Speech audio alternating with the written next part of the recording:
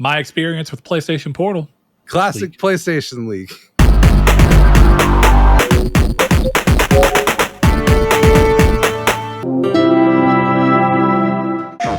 Hello and welcome to Triangle Squared, a PlayStation podcast. I'm your host, Brett Beck, and alongside me, I'm back actually, so I should say alongside me this week is the one, the only, as people like to stir up about themselves, Mr. Chris Figs. Chris, how you doing? I'm good. How are you, man? I'm doing well. The month off the show, I guess. I'm telling you, think I went away in vacay land and then I came back and did some Jesus work, and that sounds like I like blessed people or something. No, just did some carpentry next door. So, been busy, been at it, but the break was nice. I wish I need a break from life, but that's not quite how life works. So as anybody who listened to last week's episode, you may have known that Chris spearheaded the show all by himself with a guest, Mr. Blake Popes, the Wailing Ghost. Chris, you have not really hosted the show, as it were, in that capacity. Was it a little odd doing it, or did you feel like it came pretty naturally to you? No, it was fine because I was just like, yeah, I'm not doing any of Brett's shit. So we just started having a conversation. I think I introduced the show, and then I interviewed Blake, which is how I felt the show went. It was fun. I thought it was a good conversation. We had a good time. We talked about legal emulation, some retro games. A lot of Blake was saying he played Tony Hawk Pro Skater 3 like 25, 26 times in a row, which is certainly a choice. And we talked about movies. Yeah, it was a fun podcast. Yeah, I knew that Blake had been playing a lot of PlayStation 3 lately too. So it's interesting having that conversation pop back up about how PlayStation 3 is now effectively retro gaming. Yeah, which is awkward to say though, because the far end of PlayStation 3 games don't feel retro. Like, you could argue that one of the games I've been playing, Far Cry 4, which did release on PS3, you could argue that that's a retro game if we're going to classify PlayStation 3 as retro. But I think that cross-gen PlayStation 3 games feel like they're exempt from that categorization in the same way. I would say because it's cross-gen, I would say no, but Dark Void is a retro game. Definitely. And that's the question. Uncharted 3 is a retro game, which is nuts. It's just because we're that generation, we don't feel that way. But what's the meme? It's been longer from the PS5 to the PS3 than the NES to the F360 or something like that. So yeah, sure. Console generations have gotten fairly long as well. That's a very good point. Well, Chris, thank you for being here. Thank you for taking over the show last week, in our last episode, rather, in my absence. Stick around, everybody. We're going to get to talking about Sony leaking some of their own PS classics, or what at least appears to be plans for another PS classic that people have wanted. We've got some new special edition Dualsenses we're going to talk about. Sony is going all in on Firewalk's new game. Ubisoft doing, their little apology circuit because the internet overreacted about a ninja game that didn't actually take place. And we're going to talk about a few other things. We got, how do game subscription services add or degrade value for gaming? And then once again, kind of stir up some of the talk about how the proclivity towards digital in this day and age has seemed to push some worries that are slightly being activated. But we're going to start the show off the way that we always do, and that is checking in on what Chris and I have been playing. So Chris has clearly had more time recently to talk to you about things he's been playing. I've got about 4 weeks of games on mine. But Chris, mixed into mine is a little devil of a detail, and that is that I bought a PlayStation Portal. Yes. And it was kind of an impulse buy when I was away during the 4th of July weekend visiting my family up in northern Arkansas for me. They happened to have one in stock, and I'd yet to see one in store. So I thought, I think I'm going to get it. And so since then, I've kind of been doing various test cases and everything on it. But I think the first thing I kind of want to say is I want to have a little brief conversation about that, because you have one as well. I think you had your moment of infatuation with the device. I think it's fair to say. I would say that, yeah. But it also seems like, and maybe I'm wrong, maybe it's circumstance, who knows, but it seems like when I brought it up to you that you seem to kind of express that you've not been using yours as much lately. Is that fair to say? Yeah, I haven't touched it in a while. I like the Portal. I think it's a good piece of kit. It's a pretty cool console. It's just I've found myself with less and less use case for it, which I should have known was going to happen. But like, there's just some stuff where, for me, it was a lot of novelty, but I wasn't really using it in the way that you'd want to use a thing like this. Which I knew going in was a possibility. For me, it was like one of those kind of the same way as you, where it was like, oh, Wario64 has tweeted that it's available. I'll buy one. And then I had to buy two. Damn you, UPS. Well, damn you, Daddy Figs. Seriously. Man's got 87 cameras and doesn't see the UPS guy. But either way, for me, it was one of those things where it was like, this is really cool. I really like this, but I don't have a real use case for it. You know, my PS5 is 10 feet away from my bed. So it's like, if I really want to play a game, I'll just go sit back over there. So it was one of those things where it's like, oh, it's cool to play Red Dead Redemption while I'm taking a shit. But that was like about the best I had for it. I haven't been on vacation like you. You have a better use case for it right now, I would say. Or did. Yeah, I'd say for me, I think I kind of stress tested it, right? I kind of gave it the ultimate test to see how useful it could truly be for me. But before I get into that, I'm kind of curious. You're saying that for yourself, you kind of had an inclination in the long run that maybe you wouldn't see yourself having the use cases. And I think what's interesting is a lot of the times products do have a pretty generic use case that you can see being relatively evenly spread around anyone who might want to buy it. But you still saw, you still had the excitement, the novelty, or whatever it be that kind of brought you to wanting to look at it and buy it. What do you envision the use cases to be, and why do you think they don't quite land into your own, scenario that you find yourself in? I think the best use case for the console is I'm on vacation and I'm not home, that's a great use case for it. Or my wife wants to use the TV, so I have to give up the PlayStation. Now, the problem with that for me is I am not on vacation and I do not have a wife. So I have unfettered access to my TV.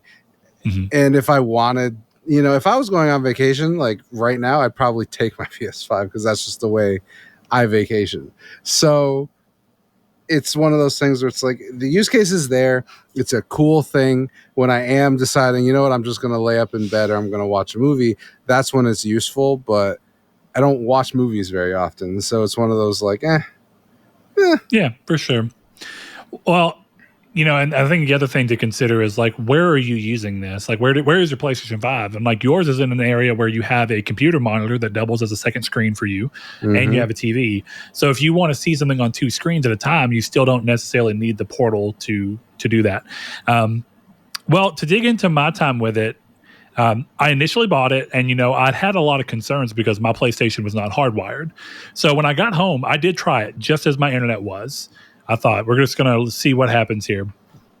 And it was okay. I could feel the delay every now and then. It would just crush visually down to something where I didn't feel like it was visually good enough to want to warrant the ability to play on that little thing. And so after a little bit of time trying to see and feeling like maybe this is not going to be something for me and maybe I want to return this rather than hold on to it, I decided, you know what? I recently had gotten the Eero mesh Wi-Fi network set up. And one of the reasons was because I have a very old house that's got shiplap behind all the sheetrock. So signal has a harder time getting to the front of the house.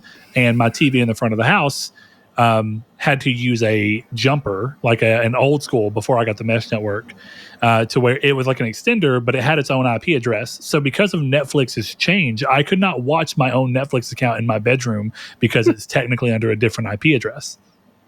And that was annoying. And so I called my network provider, And they said, actually, we don't use that jumper anymore. Anyone who has it, we still support it. But if you actually wanted to do the same thing, we'll just come into your house and put this mesh Wi-Fi network in. And that's how we do it now. So it's sweet. So they came in, they put them on. It works flawlessly. Netflix works in the front like it's supposed to. It carries the same IP address throughout the house, which is nice. But the back of every single one of the mesh units has got a LAN port or, a data port. And I thought, interesting. And I had gotten the idea. I want to say it came from. I want to say it came from One Armed Wolf, where he was talking about having a mesh network and kind of using it as a faux wired connection.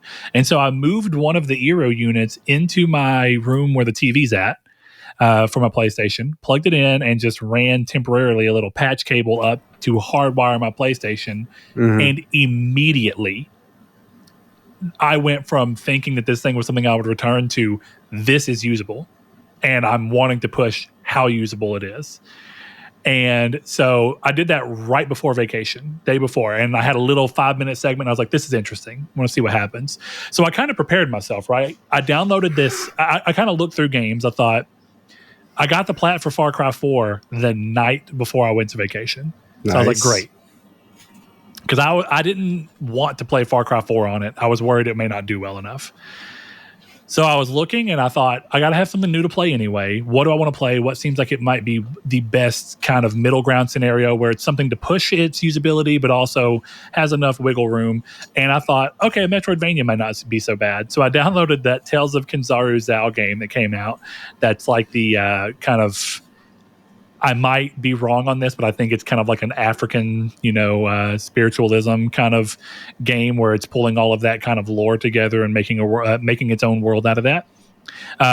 Good game.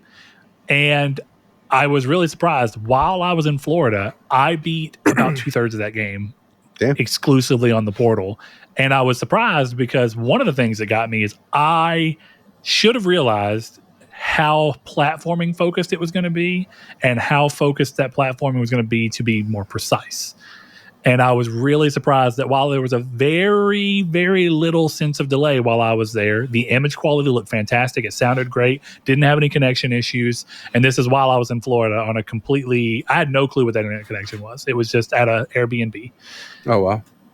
And I was blown away. The fact that I could even beat 2/3 of the game.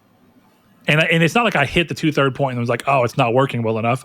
We left Florida and I came home and finished the game. Yeah. But since then, I managed to get the plat in that game. I moved on to playing Mystic Pillars, which is a puzzle game, which is literally perfect use case scenario for this because it doesn't matter. It's like playing a turn-based game on there. You're not going to feel the delay in the same sense, if there even is any. But I decided to push it once more with Control Ultimate Edition because I was going through and looking at what I wanted to play. I needed to create some room on my hard drive. And I was like, what do I have installed? And I realized I had Control Ultimate Edition still installed from when it first came out for PS5, and I'd put a couple hours in. And I thought, I'm going to hop back into Control now that I've played Alan Wake 2. And so I did, and I played about half of it on my TV. And then I thought, let me see how this works on my portal. And this would be good for cleaning up trophies, because I managed to get to platinum in every game I've played besides one in this list. And it's great for that. Like at lunch, when I'm wanting to kind of sit and relax, I can throw that in my hands, be clearing out trophies for side missions and killing the hiss and all things I've done before while watching How I Met Your Mother.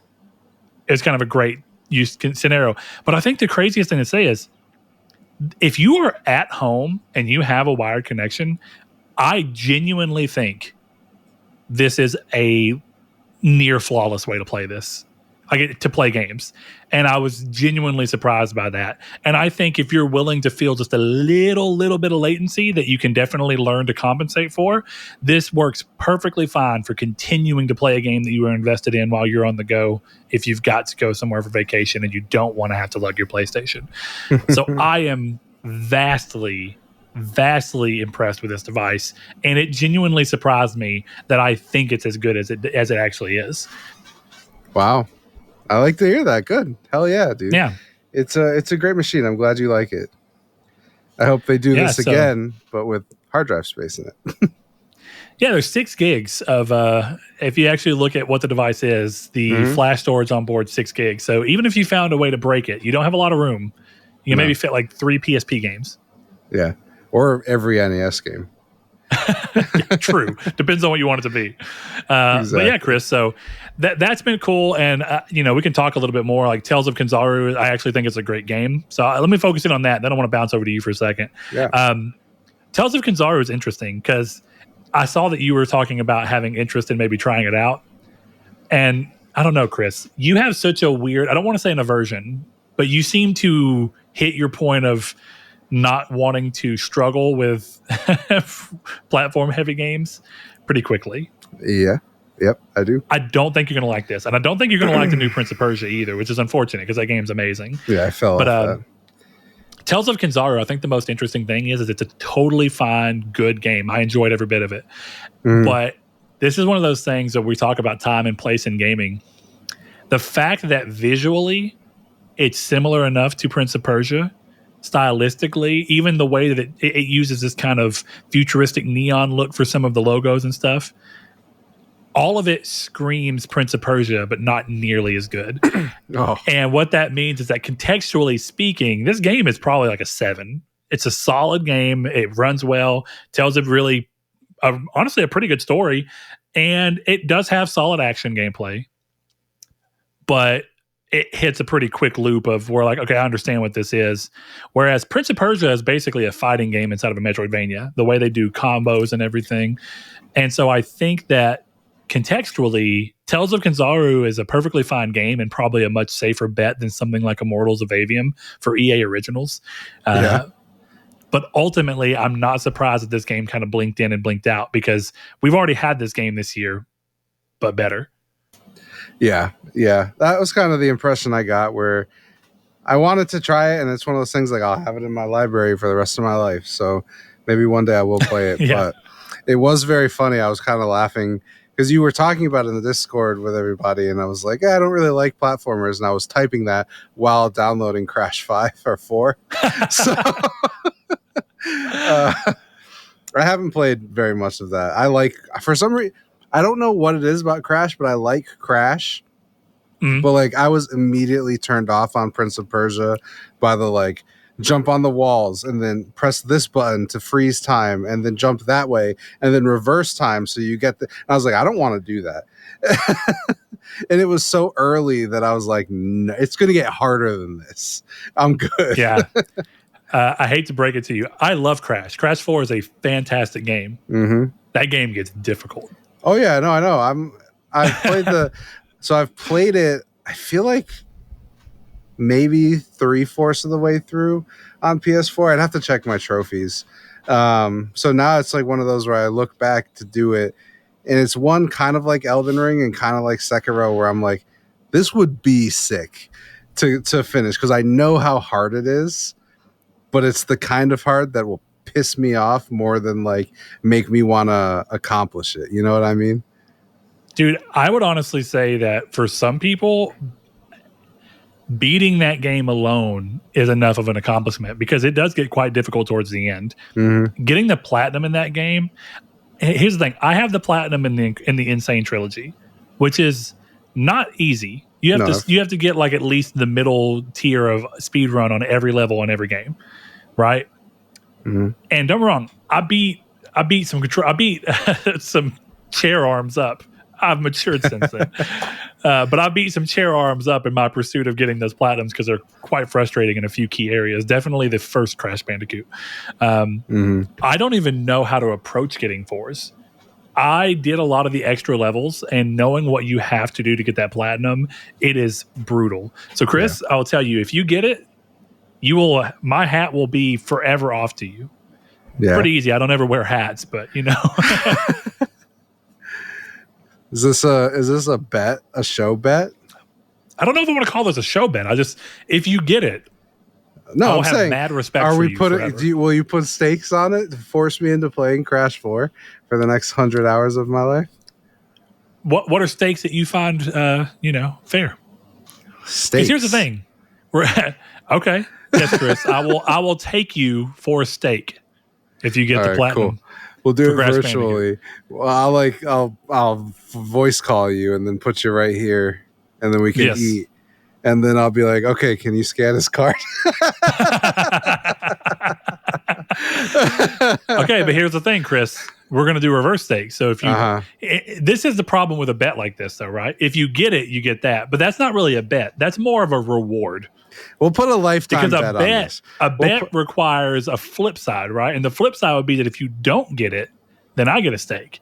But that means we have to put a date. We have to put a date on this. We'll do this. What do you have to have it by? We'll do this at the next time that we are together, whether that's my wedding or I fly down there for episode 800. If by that time I have Chris, platinums, you understand that bi-weekly we'd be like 70 years old. Yeah, well, ride or die. By the time that happens, if I have Platinum Crash 4 before you have Platinum Persona 5, I will buy you a stake. And if you have Platinum Persona 5 before I have Platinum Crash 4, you will buy me a stake. I think. I'm good with this. Okay. All right, Chris, you want to we'll virtually shake on it? Yep. All right, cool. Go. You have clammy hands, dude. Yeah, sorry. That's what your mom said, too. Hey, listen. I joke, Miss Figs. You seem like a beautiful, nice lady. You should have thrown beautiful in there. Now your dad's going to listen to the episode and be like, who the fuck does he think he is? Yeah, I'm not wearing that bowling shirt anymore. Pendejo. Anyway, so Chris, I thought something was interesting here is that you made your way around to a game that I honestly, this sounds weird to say, but I never thought you'd come around to. It's just one of those things. And I think you ended up talking about it last week with Blake, but you haven't talked about it with me. So what possessed you to finally go for Uncharted 3? Was it just this, I have every other mainline platinum, I need this one? Was it that weird manic side of you, or was this something else? It was a combination of things where it was like, I've never played Uncharted 3. I don't want to play really anything else right now. And I was trying. That's the key. Yeah, it's that. Because and it's also one of those, like, I want to knock this off my list, like knock the completion percentage out on PSN trophies, like all that kind of stuff. So that was like the main motivation, where it was like, okay, I'm this far. I already have this many of the trophies. I can do all of this stuff. So that was the main motivation. So I'm like, I'm just gonna finally do this. Yeah, interesting. All right, so you've long held the, and don't get me wrong, you're not alone in this. So, but you've long held the fact that you thought 2 was peak Uncharted, though you had never beaten 3. So I'm assuming that your thought process there was following the idea that if you couldn't even bring yourself to beat 3, there was no way it could be better than 2. But do you think that follows? Yeah. All right, now that you've actually brought yourself to finish it, what is your actual thoughts on the game? I mean, where does it rank for you? I mean, I want to couch this a little bit, what I'm about to say, with all of the Uncharted games are good. Oh, of course. Yeah. This is the worst Uncharted game by far, including you think one. So? I did not like this game. Well, no, let me rephrase. I liked the game. I did not like the boat. And because I did not like the biggest set piece in the whole fucking thing, worst Uncharted game. But it's still like an 8. It's just the rest of the Uncharted games are 9s. Really? You didn't like the plane sequence? No, the plane was cool. Like, that was it. It was really, when you get shipwrecked and then you're doing the combat in the water, I was like, I'm not having fun. Now, I played this on Crushing. So, you're not having fun for a few reasons. blame it on that if you want. But I have beaten every Uncharted game on Crushing difficulty. So I don't factor that in when I'm saying I disliked this game the most. I don't know. I just thought the story, I wasn't as invested in the story outside of like small moments at the end with Elena and Nate. Other than that, I wasn't super invested. So for me, it was just kind of a matter of like, this is good. I'm having fun. But this is the last one I would play, I think, right now. Man, it's really interesting because I think that some of what Uncharted 3 was going for, I think is something that Uncharted 4 could have used. I love Uncharted 3. And in some ways, I think when it's hitting at its absolute highest, I think it's hitting higher than Uncharted 2. But I will admit that there are moments where its lowest moments are lower than any of Uncharted 2's lowest moments. And that's really the issue. Peaks and valleys, right? It's like, where does it succeed versus how often does it drag under? And I think a lot of it is definitely time and place. Because Uncharted 1, I played when it first came out. Uncharted 2, I played when it first came out. I skipped 3. And then the same thing with 4 and Lost Legacy. And this one, it's one of those things where, like, I remember the conversation at the time being like, oh, the chateau, like when it all burns down, is so beautiful and it's pushing the PS3. Yeah. It's gorgeous. It is. But it wasn't impressive to me. You know, contextually, it's lost it. Yeah, exactly. So I think there's a lot of that, in my opinion, here of like, I'm playing a retro game, you know, and I don't have the nostalgia like I do for 1 and 2. But with that said, like, you're actually wrong. Lost Legacy is the best Uncharted game. So, like, I wouldn't even put 1 and 2 up there. So, I don't know. And I'm a weird Uncharted fan. I'm wrong where? When did I say which Uncharted was the best? Well, you said I thought 2 was peak Uncharted, and I think Lost Legacy is peak Uncharted. You've long said that Uncharted 2 is peak Uncharted, though. I actually have multiple clips where I can see in the Discord where you've typed Uncharted 2 is peak Uncharted. Okay, maybe I don't remember. Whatever. Fine. But look, I also know that you love Lost Legacy. I think what it is that you tend to talk about Lost Legacy outside of the bounds of it being a mainline entry. I think that's what it is. Yeah, I can see that. And like it appeals to me more. Like, you know more than anyone with the stuff that you've read of my writing. Like, I prefer female leads, like all of this kind of stuff. So sure. I just loved that story way more than Drake. Well, I think Lost Legacy also actually finally tried to do something with the gameplay loop in a way. Like 4 just expanded on what was already there. Lost Legacy actually changed the way that the Uncharted games play. And 4 is sick. Like 4 is awesome. It's interesting because I don't. It's not worth getting into a full big thing to go into, but the thing about 4 that got me is I think 4 is a great game. I would never tell somebody 4 sucks. It doesn't. No. But I think 3 has got 3 attempts a lot of things that don't feel right now that it's not the latest Uncharted game, chronologically speaking. But I think that 3's exploration of what Sully means to Nate is way more compelling to me. And I really felt like that was vastly missing in 4 because they were trying to overstate Sam because Sam came out of nowhere and suddenly they were trying to make you care about this character. And I feel like 3 has this problem a little bit too.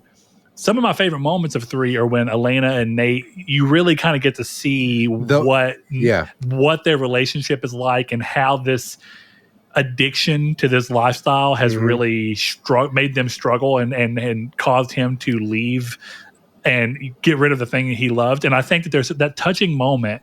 I don't want to spoil too much, but when they're, before he gets on the plane and he's just laying with his head in her lap, that shit, like, it hits. You're like, this is beautiful. And I love 4. And I even love what they did at the beginning of 4 with Elena and Nate. But it doesn't really, I don't actually think it works as well as 3's thing of showing the cost of Nathan's addiction to that lifestyle. I actually think 3 did it already and did it better realistically. And I thought that them trying to give time for, it's like 4 tries to retread that ground. It's like, I've already seen this. You've already done this to me. Well, it's funny. It's funny because I'm not trying to be political or anything, but it's funny for such a progressive studio, they keep making the woman the problem in Nate's life. Well, hold on. In what way? Because I think both 3 and 4 clearly paint Nate and his addiction to this as I don't even want to say the game considers it masculine because I don't think it does, right? The game shows Chloe in this lifestyle too, and Nadine in this lifestyle. All these games do. And you've seen even Elena from the first game, she understands the pool because she's been in it and she knows it's fun, but she's reasonable enough to know that they're not going to be able to be happy and safe and have a good life together if they're both continuing to pursue this lifestyle. I was more joking, but I think in terms of expanding on it, for me, it seems like Elena is the way they portray it is Elena is trying to get him to stop, and it's annoying Nate. At least and that's just kind of the joke I was making. Like, I think it's great. I have takes on this game that I'm just not going to say because I don't want to get in trouble. Uncharted, the movie, from who did the Sully thing better. That's my hot take. I would rather watch that and explore the Nate and Sully relationship than this one. That's insane. I know. That is patently absurd. My God, what the fuck are you talking about? Is this a Papa John's? No, yeah, you're right. That was mostly a joke. But like I said, it's a great game. Like, it expands on the Uncharted lore and stuff. It's just the one I liked the least.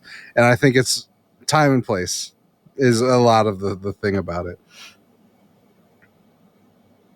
Yeah, I don't know. I think Uncharted as a franchise is in a weird spot, and people are always kind of talking about Sony coming back to it, but I'm not really sure how to approach that, because I think one of the weird things is that in many ways, I think when they were making 3, I don't think it was obvious to them that an Uncharted 4 was even on the table, or that they were going to do. Because if you think about it, they were working on The Last of Us. I think in their mind, they were moving on to that, because they have a long history of really moving on whenever they start working on new IP. It's like, well, we're done with this one. This is the last one. We're moving on.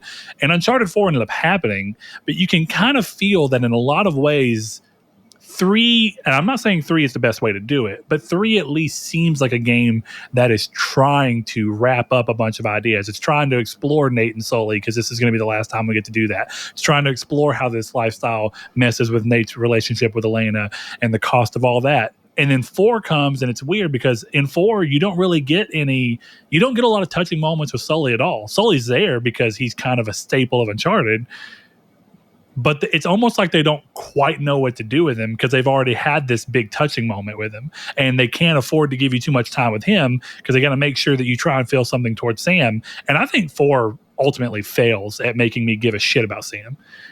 That's, I think, my biggest problem with the game is that Sam is too quickly shoehorned in, and them trying to make you like him so that the rest of the setup works doesn't work. I actually think the original Amy Hennig idea of him hating you of him being in jail, but him hating you for leaving him to rot there is way more compelling, because now you get to explore this without taking away from giving me time with Nate and Elena, or Nate and this other person. You can explore it in a lot of different ways. So the last thing I'll say about it is I think that Uncharted 4 coming out around now, the same exact game coming out around now, is probably a better game. I don't know how to quantify that, but I think the story they were trying to tell with a 11-year wait rather than a 3-year wait is probably more effective on the whole. Yeah, I think that's fair. Yeah, like actually giving us time as players to feel a distance from Nate, and like he's been away from that lifestyle for longer. Well, think about it, right? Without spoiling it, we know that at least part of that game takes place about 15 years after Uncharted 3. So make the whole game release it now, and that I think, obviously, Revisionist History was a fucking 8-year-old game. But the point I'm making is, like, revisiting a character like that, where he is in that game, would have been more interesting to me now. Well, and I actually think that there's something to be said about actually giving people a rest with IP and then bringing it back and exploring interesting ideas and being like, this amount of time has passed in their world too. What does this mean? Right. You've had a break from Nate. What has Nate been doing while you haven't been thinking about him? Yeah, exactly. Yeah, and I think that's way more compelling. And I tend not to be a huge fan of quick age jumps in shows and movies and stuff, because it feels like you didn't have the time to process that. For as long as it took for as long as it took The Last of Us Part 2 to come out, I actually think it was the right call, because it gave me a lot of time to think about these characters and think about what had happened in the first game, and kind of be like, oh, and then by the time the game came out, it was like, oh, Ellie's as much older as the time that's passed since the original game came out. Right. Yeah. And that's pretty cool. It's like, I would love one day some studio does a trilogy of games, develops the 4th one, and then just puts it away. And then it's like, it's coming. Like, we made it, but you'll get it like in 10 years. It'd be really wild because it'd be like it sounds weird to say, but it would almost be like a, what do they call those little time capsules? That's what they're called. Where it's like they develop it entirely. Mm-hmm. It runs exactly as it should. Then they just put it away for 10 years. And then 10 years later, they release it. And then you're like, whoa, this feels like walking back into a portal to 2024. That would be cool. And how games were in 2024. And I wonder if that would do well or hurt at that point. Because there's always this weird thing where something that feels 5 years out of date feels too close to like, why was it out of date? But once it's gone long enough out of date, you start to have a nostalgia for that. And you're like, that's cool. That's what I was going to say. Like, it would have to. The problem with the idea is that it would have to be a game that is so popular that people would be excited for that fourth one in 10 years. The problem is if the IP is so popular that people would be excited for the fourth one after 10 years, there's going to be 8 more games in those 10 years because it's a very popular IP. So you'd have to have someone willing to sacrifice the money and willing to take the risk that future Sony is happy and current Sony is a little disappointed, Well, it's so much money up front that you will just, like you said, you won't see that return of investment for another decade. That's fucking rough. Yeah, but if you think about it, though. You spend, the way the country and the world is going, you spend $100 million today, you release that game in 10 years when it would have cost $800 million to make, It was actually cheaper. Right. It's girl math. We save money. All right, Chris, let's keep going on something for you because there's another game that I was surprised to see you come back around to. And then we can kind of go through the rest of them because I think you've got an interesting list here. But Crisis Core Reunion. Reunion. You piddled around with Final Fantasy VII Remake. Mm-hmm. I beat it. You beat it. Yep. You haven't started Reunion yet. Or not Reunion, sorry, Rebirth. And we've talked a lot about Crisis Core and how it impacts Seven's story, how it gives context to things, how this may or may not play into what they were going to do in Rebirth. And so you coming back into a game that you never originally played, you have no nostalgia for. None. I was really interested to see that you seemed to kind of be head over heels for this game. And the reason I think that that's great is because I've always held that, from the last time I had played it to when I replayed it in 2020 was quite the gap. You're talking 10-year gap at least. Mm-hmm. And I was really surprised at the end of running credits on PSP. I was like, I might be crazy, and maybe my nostalgia is more there than I think, but this game totally holds up. But it's hard for me to know that. So seeing someone fresh-eyed come into it and not only really like it, but go as far as to say that you may think you like it more than Remake. Yeah. Fill me in here, man. What's going on? I mean, dude, I don't know. I just love the game. It's so much fun to play. Yeah. I mean, direct me a little bit. I don't know. Like, let's start somewhere first. So you love the game. You're playing a game that came out in 2008. All right. So it doesn't feel that way. First of all. Yeah. It might've been 2007, but I think it was 2007 in Japan, 2008 for America. So with that in mind, let's think about that. Yeah. You're coming into this game 16 years later. First and foremost, this is a game that was designed for a handheld 16 years ago. And you can kind of tell by the structure of the main story and main missions. Oh, you can. But I think where you really, really tell is in the side content, which is what you're bumping your head against now. And I actually think that that's where the game shows its ugliest side. Mm-hmm. But I think going into the main story, do you feel like because they remade it, but it's quite literally a remaster, just to the degree that like Metroid Prime was, where it's new assets but the same structure and everything. Yeah. Did you feel like its actual the structure and everything for how it was made was a boon to how you felt about the game, or do you think it made it feel more special, or what was it? Because it's very different than Remake. It is very different than Remake.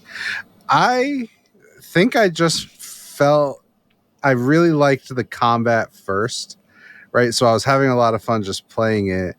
And then there was that little bit of like, I've always joked with like my friends of like, my impression of the Final Fantasy VII story before I played anything about it was that Cloud is just stolen valor. Like that was always my impression, because I always had this dude had the sword, and then this dude, and then all this kind of stuff, and I'm like, so I always got this impression that like Cloud just kind of jacked.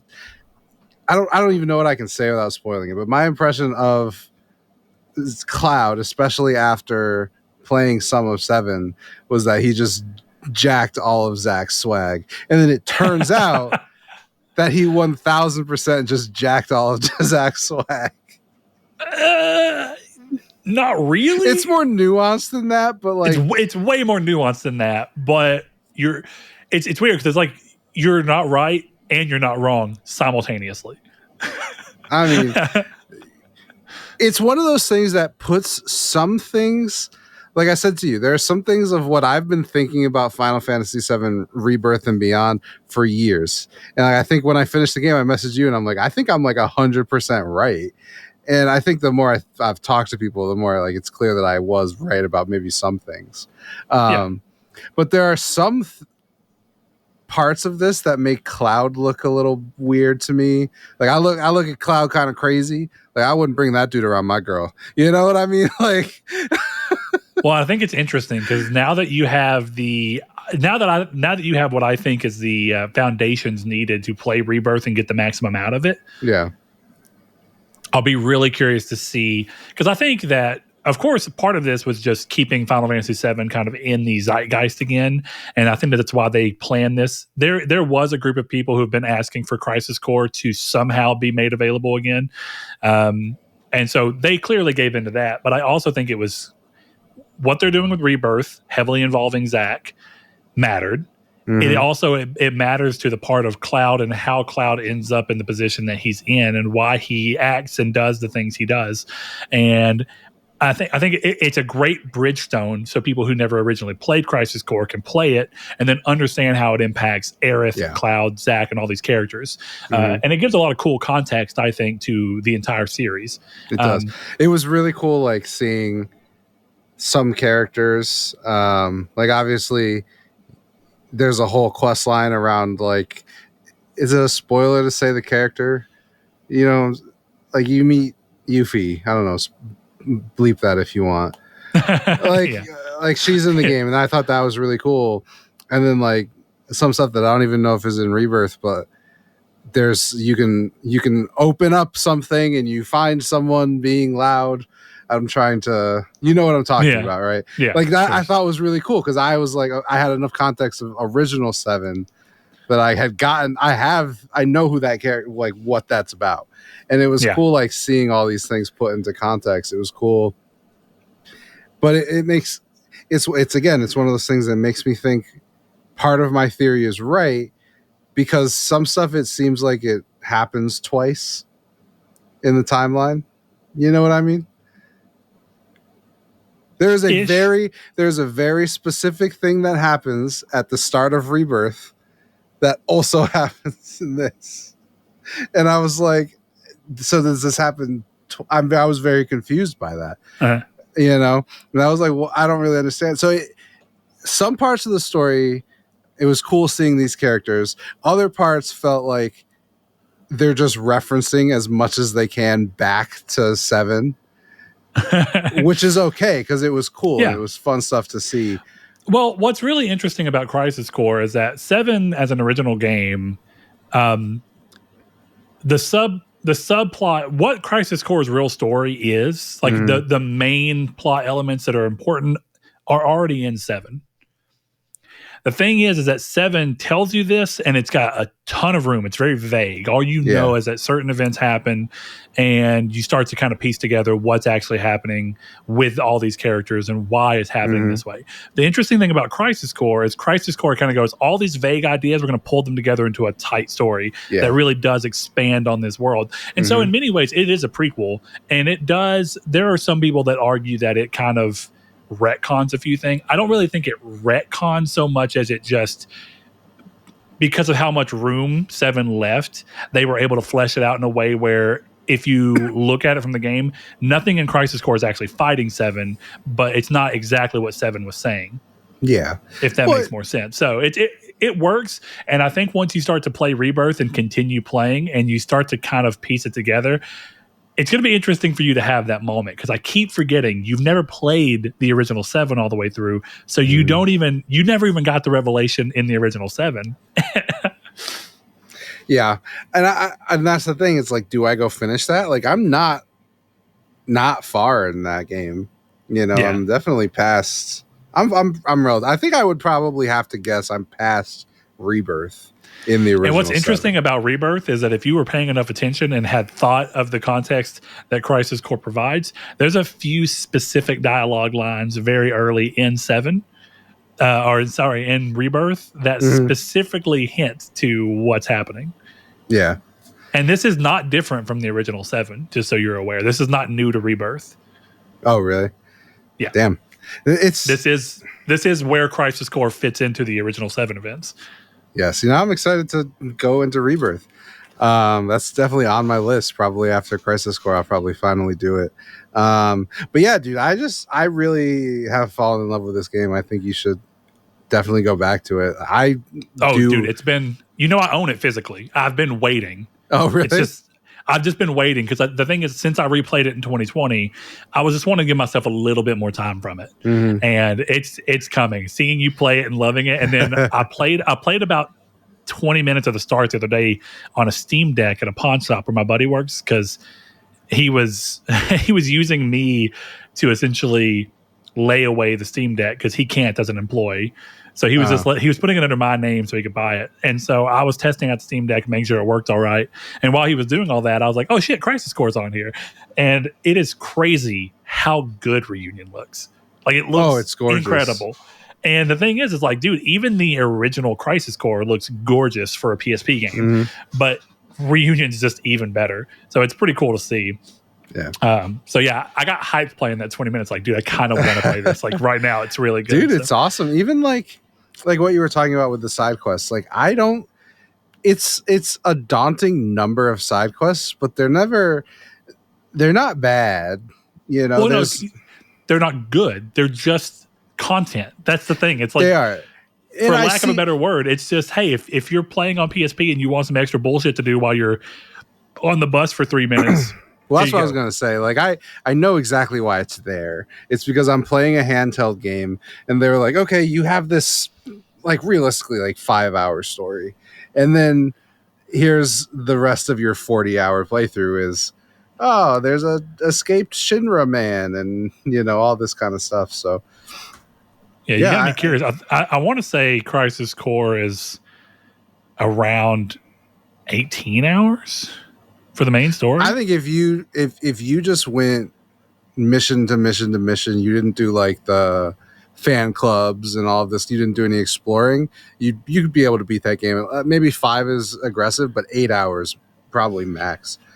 Okay, so I'm on how long to beat, because I was curious. The main story only, if you rush it, 14 hours. That seems long to me, but like. Yeah. Because I'm just judging it off myself, and this is actually the first time this has ever happened to me. I will probably platinum this game 15 hours before the trophy guy says I'm supposed to. Yeah. So, like, to me, it just felt very short, but it felt like a great experience. So, I'm really glad it felt as long as it needed to be. That's the biggest upside. Yeah, exactly. I don't know why I started it. I enjoyed it. Well, okay, so now we're getting to something that I think we have a question to stem off of, and I think it's one that'll be fun to answer. But you were talking about how it's kind of brutal that you're going through all the side content for a pretty low. Now, of course, there's the added layer of this is about trophies. Yeah. But there's the added layer that we're in a trophy competition. So Chris has even more reason to be specifically aware of looking at how long it takes to do something versus how many points he's going to get from it, because the points ultimately will determine where he's placing. So first of all, what is driving you toward the want to platinum this? Is it strictly just completion rate? Is it actually how much you like the game itself? Is it a little bit of column A, column B? Or is the trophy competition really your primary pool? No, I think the thing for me, I would be more likely to not get this platinum because of the competition than if we weren't doing the competition. Does that make sense? Because Absolutely, it does. it's one of those things where like there's 300 side quests and you have to do all of them for the platinum. And it's not that bad, but like if I was like, okay, this isn't an efficient way to go about the platinum time, because I think on True Trophies it's worth like 1,900 points, right? And that's a good amount. Pretty but average. Like, it's not a lot. And like I probably have, like at the time I sent that message, like another 10 hours of grinding. Like I won't finish tonight, you know? Yeah. So it was one of those things where I looked and I'm like, man, that's a little low for how much time I'm spending when like I could go play Pacific Drive or I could go finish Resident Evil 5, stuff like that. But like I said, I think the big motivation in terms of the trophy competition is that like I played the PS4 version so that I could pop the PS5 version specifically because of the competition. So like in the end, it is worth doing. It was just one of those things where it's like, am I going to weigh this much time of just pressing X, running down a hallway, and then using costly punch on the boss and winning? You know, that's kind of the fight I was having. But I'm like 83% of the way done. So at this point, like I'm not going to stop. Yeah, for sure. Well, that brings us to a question that came in from one of our listeners, and yeah, it goes towards talking about trophies, and it's from Grime Kid 1989. He says, "I do this thing. Wonder if I'm the only one. Before I buy a game, I check to see if it has a decent trophy list and to see if I could actually platinum it. And I would rarely go near a game if it has online trophies. I feel I'm potentially missing out on some sick games. How can I change my mind frame on this? I love a good story and feel I'm missing out on games because of trophy lists. Thanks." Grime Kid, I'm going to tell you something right now. You are far from the only one. Chris right here is a pretty bad example of this, but the one thing I'll give Chris credit to is Chris definitely exudes a lot of these same symptoms, but I think Chris does a decent job of sometimes just saying, fuck it, I want to play the game, and just doing it anyway. Right. So Chris, because of the fact that you are one of the people I know who I actually interact with a lot, who has you fiend for trophies in a way that few people I know do. Yeah, I have TDS. Trophy derangement syndrome. Yeah, exactly. So with that in mind, how do you think that you approach kind of looking at this and kind of checking yourself whenever something feels like the only reason you're not playing it is because the trophy list isn't lucrative enough for you to think you can get the platinum? For me, it's kind of what you said. If I want to play a game, the trophy list is not going to stop me from wanting to play it. You know, like Persona 3 is like a good example of something where like I knew that if I wanted to get the platinum, it was going to be 100 hours, but I wanted to play Persona 3, so I still bought it. I think I do what Grime Kid is talking about, but I do it very specifically where if I'm looking through a sale and I'm on the fence about something, I will check the trophy guide. And if it's like an easy platinum or an easier platinum, like I'll buy it. But like there's been 100% of times where I've looked and it's been like, oh, Diablo. Actually, I bought Diablo 2, so it's a bad example. But like this game is on sale. It's $15. Oh, it looks pretty cool. Like, do I want to give this a shot? And then you check the trophy list and it's like 9 out of 10 difficulty, 400 hours. I'm just not going to buy that game.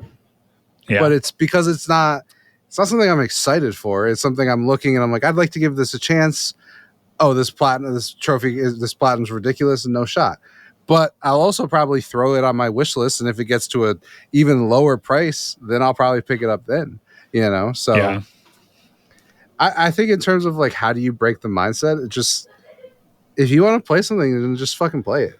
Like that's the best thing I can tell you. Like unless you're seriously like I want to be like 100% completion and I platinum every game. If that's your goal, like more power to you. I would open an alt account and play games that you want to play on your alt. Like at that point, but the reality is like, go look at your trophy list. I guarantee you haven't finished all of the games you bought. So you might as well go into a couple games knowing you're not going to finish them. And maybe that was my immediate that was going to be my immediate thing is take a second to really breathe and look and show yourself that you've already broken from this plenty of times before. Exactly. Even if you went into a game intending on platinuming it, if you didn't, it is it's effectively no different than a game you just want to play because it looks fun. Yeah, exactly.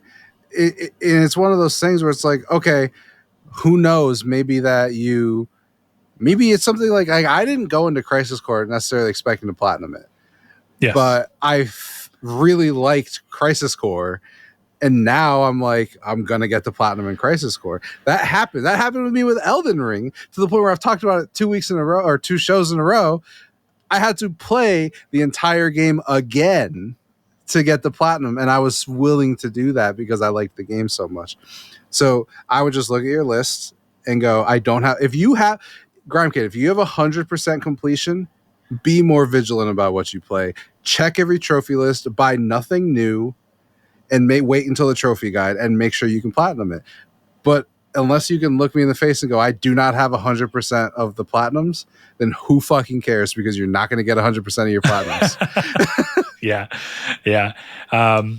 I'd say for me on this, and this is going to sound kind of wild considering that this is a week where I got 4 platinums since I've last been on this show. That is not normal. So I'll throw that out there. Chris knows I'm either the best, I'm the king, or I'm the worst, depending on how you want to look at this, at just playing games because I think they look cool. And then sometimes that's deciding that I want the platinum just to find out that I have gone the most frustrating route of being able to even get the platinum.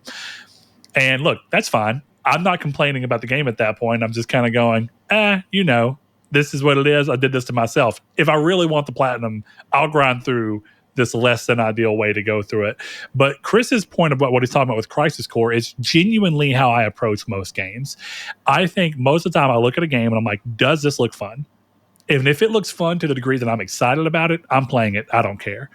If it looks fun and I'm not sure if I want it, every now and then, like Chris said, I'll kind of peep a trophy list and be like, does a trophy list seem fun? Does it seem doable? That might be the last stone to kind of, weigh me over the edge of going ahead and choosing to buy it.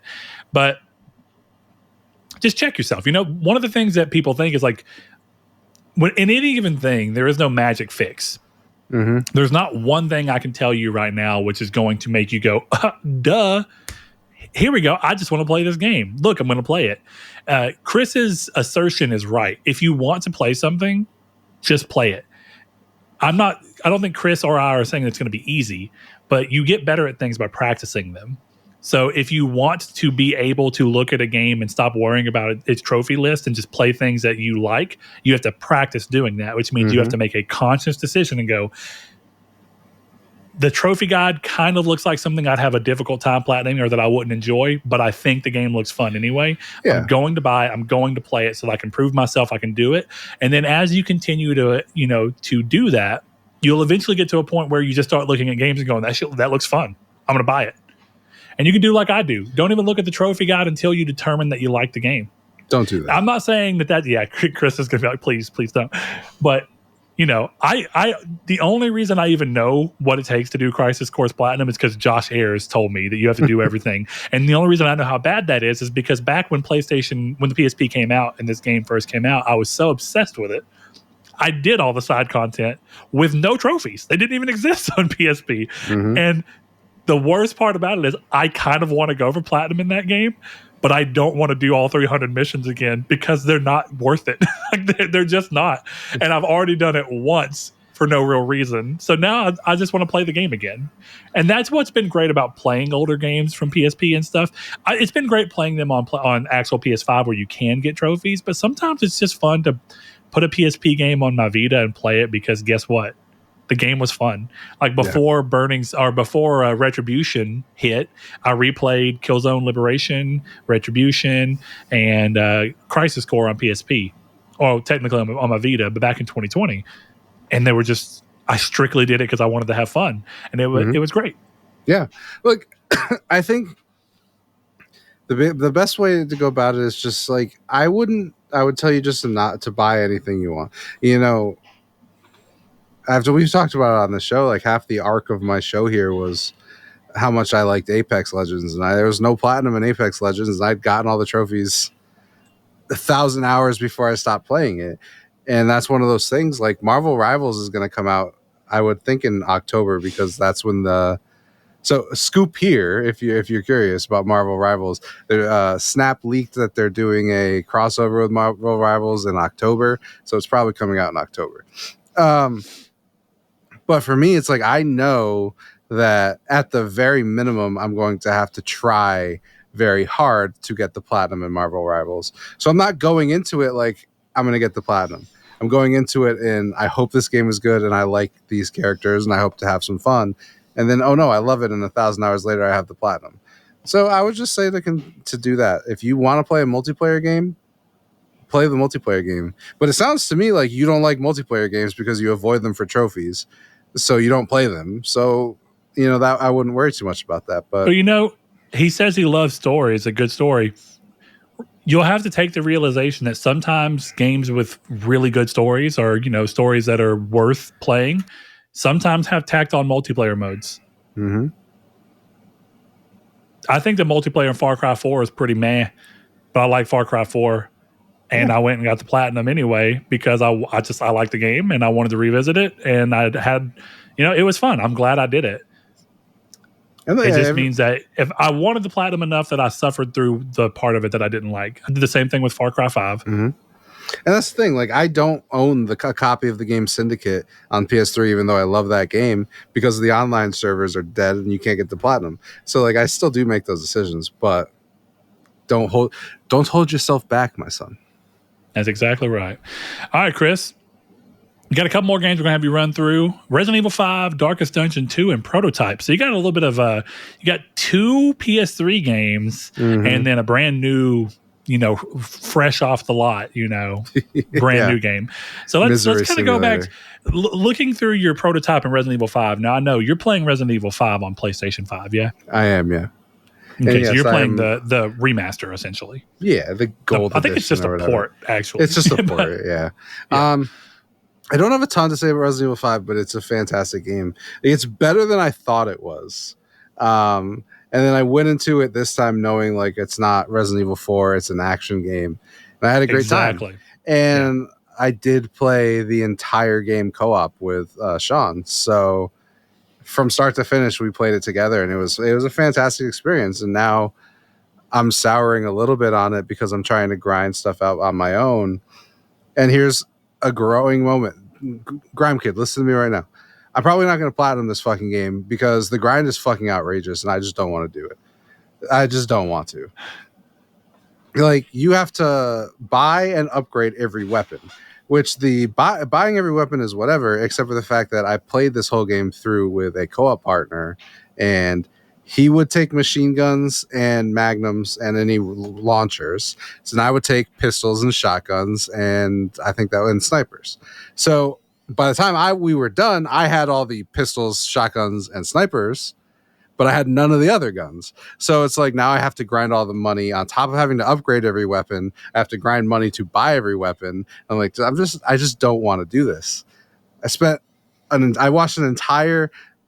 I watched Zack Snyder's Justice League, okay? You know how long that fucking movie is. Just grinding a fucking checkpoint for money. And I think I only got like 4 of the guns done. And I'm like, I don't think I'm going to do this. So Resident Evil 5 is a fantastic game.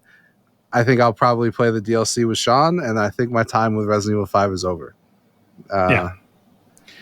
Well, let's dig into Prototype, because Prototype is an interesting one. Are you playing the remaster of it as well? Yeah, I am. Dude, so Prototype is a game that I remember playing very little, and I remember being like, Infamous seems cooler, so I'm just going to play Infamous. And then I played Infamous, and from everything that I felt, it was cooler.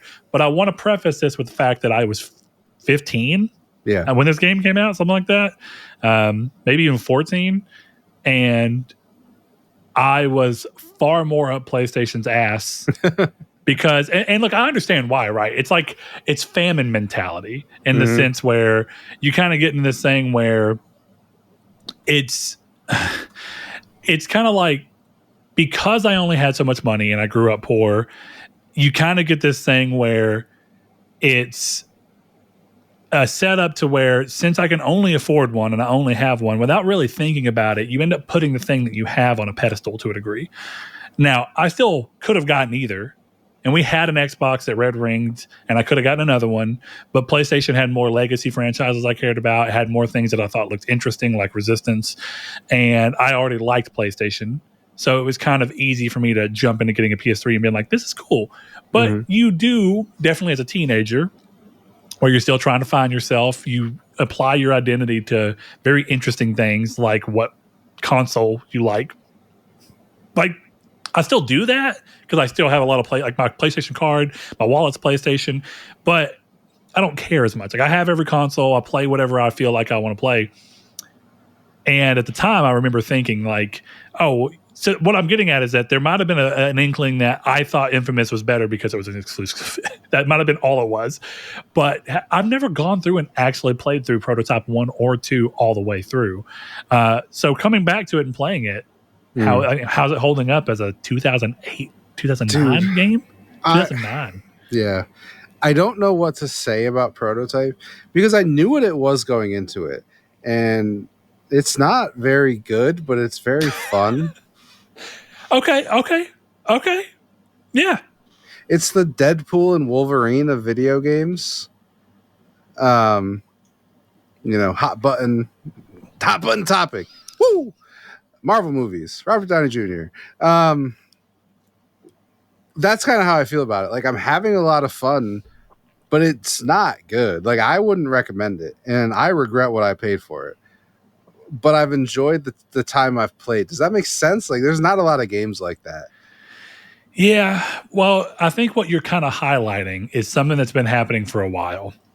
As games have continued to get bigger and better, and people tend to have these weird nostalgia moments towards older games where they go, why can't they make a game that's as good as Spider-Man 2 on PlayStation 2? And you play Spider-Man 2 on PlayStation 2. Yeah, no wrong. Is it fun? Absolutely. Yeah. Is it particularly good? No. Right. and so what I kind of get by that is there's a point now where if they made a Spider-Man game that gave you the same sense of fun that Spider-Man 2 gave you, but it didn't have any of the quality of life and better storytelling and good performances and everything that come along with the new Spider-Man, which has its own host of problems, let it be, but ultimately they're good games. But that's what happens. And I kind of go back to, there are games that really stick out in the cultural zeitgeist where people are like, yeah, but it was just fun. And that's what made it good. And I'm like, yeah, secret, guys. That's still what makes games good.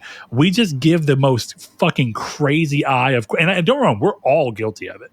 Yeah. We all give too critical of an eye to something that should just be fun. But I'll tell you, there's a few games that are just so fucking fun that you stop caring about every other aspect about it. Yeah. Is there a story in Dead Cells? Not really. But guess what? Dead Cells is fucking fun. God, it's fun.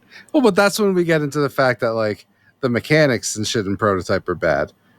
And Dead Cells is a flawless game. So mechanically, Dead Cells is a literally flawless game. It's so good. Prototype was a game for me that I had been desperate to play for weeks, and I couldn't tell you why. And it got to a point where it was on my wish list, and I was waiting for a sale for weeks. This is the most amount of self-control with video games I've had in years. And I waited. And then eventually I was like, fuck this. And I bought Prototype Remaster for full price.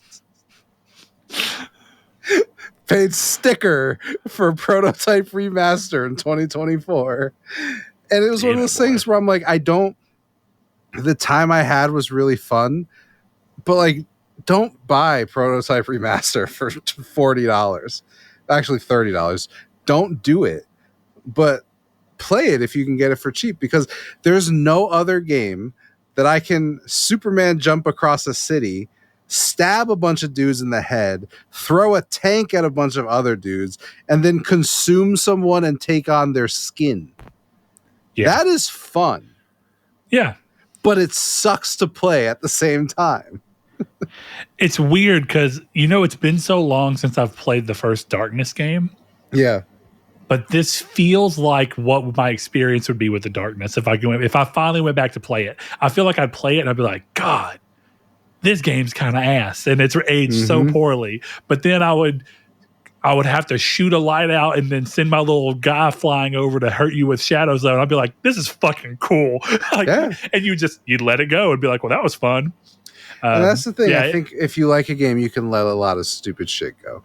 Like, we talk about it. The perfect example, and I think it's undeniable, is Naughty Bear. Naughty Bear is objectively a terrible garbage video game. Yeah. Garbage, like bottom barrel. Just above jumping. It's not even made well. No, they didn't try.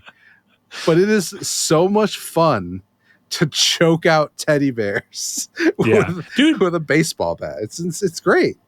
Even us playing the multiplayer that one night for the trophies, I had a good time. It was awesome. Mechanically terrible. Oh yeah. But fun in a way that transcends the game, as weird as that is to say. It's like it's greater than the sum of its parts. That's always the way to go towards. It's like something about it. There's an essence here that if you were to look at every individual aspect of the game, you'd be like, meh. But then if you put it all together, it's like it has the ability to surprise you. Yeah, and that's why like games like Alpha Protocol, I would never argue with TC Dog when he says it sucks. Like, I'll never argue with him. But I fucking love Alpha Protocol.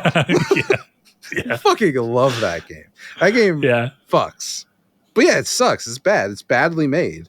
But it's sick. And I think there has to be room for that. But the problem is, like, you shouldn't pay $30 for it. Man, you really start to kind of take a look and think about how much better gaming has gotten with virtually no price increase. Yeah. I mean, insanely better. Oh, hell yeah, dude. And, I know we've talked about it, but here lately, having seen like my brothers playing some older games and we're talking about them.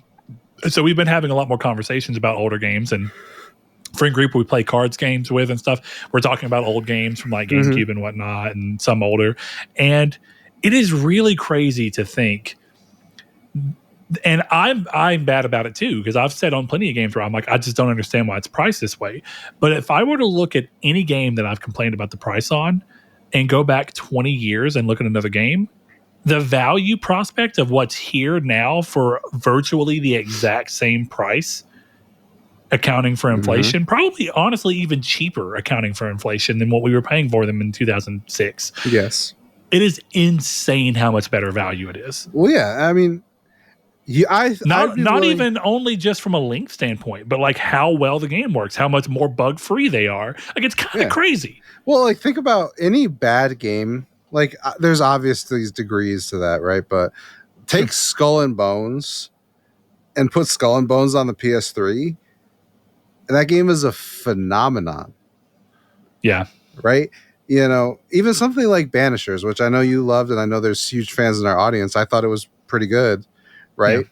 It's like right now, today's day and age, let's say it's a 7, but Banishers on the PS3, we would be talking about that game like it's God's gift, and it would be well deserved, right? So that's just exactly what you're talking about. And we've said it before. It's like, if you'd given me this game on the PS3, I would have loved it. That's just like, it's the quality. That's why it's a retro console. Well, I really think there's something to be said about the fact that we really need to think about that. And I'm going to start trying to do better on this on my own. I'm going to start really trying to look at what a game is trying to offer and what its price point is, and really think about where gaming is as a whole and how I've gamed up my entire life, and really think, is this a truly bad value in context to both now and gaming as a general whole, or at least my entire gaming experience? And if it really isn't, I don't think that needs to be my primary complaint. I think I need to shift my complaint. It's not about price. That game is probably a better value than most things you've bought in your entire gaming career at our age. But that doesn't mean that the game is free from being criticized. It's more of, you need to move your critique to something that actually matters, because value is not it. Gaming is at an all-time high value, even at its almost worst. Dude, there's a game that just came out that's an easy platinum, from what I understand. It's like a puzzle game that requires some work. Like, you've got to put the puzzles together, but it's a free download on PlayStation right now. there's people think it's probably slightly using AI to just read asset use things and just go through, but it's a completely free game. And if you want to, you can buy a $4.99 pack. That's the game and an avatar bundle or something to support the developer if you want. Cool. That game alone is probably it's a way better value being absolutely free or $5 to a game that ultimately has the same level of depth and whatnot that came out 30 years ago. Yeah. And 30 years ago, you were paying $40, $50, maybe even $60 for that game. Yeah. And you got it for free today. It doesn't make sense. You've got to shift it. And I got to do that on my own. I've got to think about value differently. It doesn't mean that you're not wrong to say the price of this contextual to everything else I could buy right now is not where I want it to be. But realistically speaking, gaming is at an all-time high value. And it's insane. And I think we need to all reframe our very pessimistic minds and really think, this is still a better value than the majority of gaming by far, and that continues to be more and more true every year almost. Mm-hmm. Look, I mean, I don't even know that I would say that you need to reevaluate, because quality, individual quality is, you can put that against anything. If you're putting up the worst game, if you're putting up Rise of Kong, right, against a lot of PS3 games, it may be better overall than them, but that doesn't mean, today, it doesn't mean that it's worth $60, because it probably would have been maybe a B tier PS3 game or an A tier PS2 game, so I think you have to look at it as a collective, and the collective right now is that, despite my arguments, like I wouldn't pay $40 or $60, especially for, The Last of Us Part 1.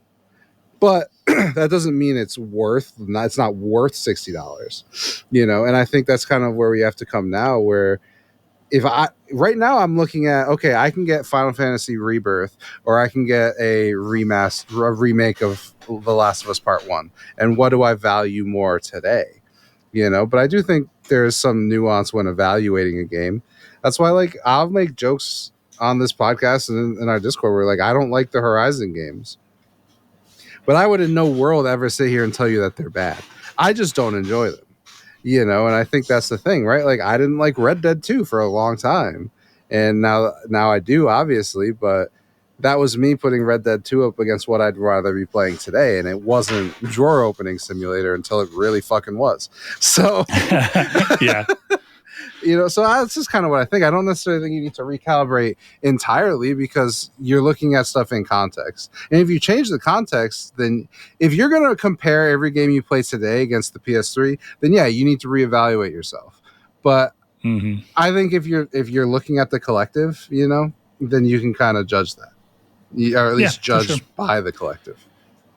Well, Chris, let's pull ourselves out of the past for a second and move up to that new, as they call it. And let's get a quick impression on Darkest Dungeon 2. So what you thinking over here?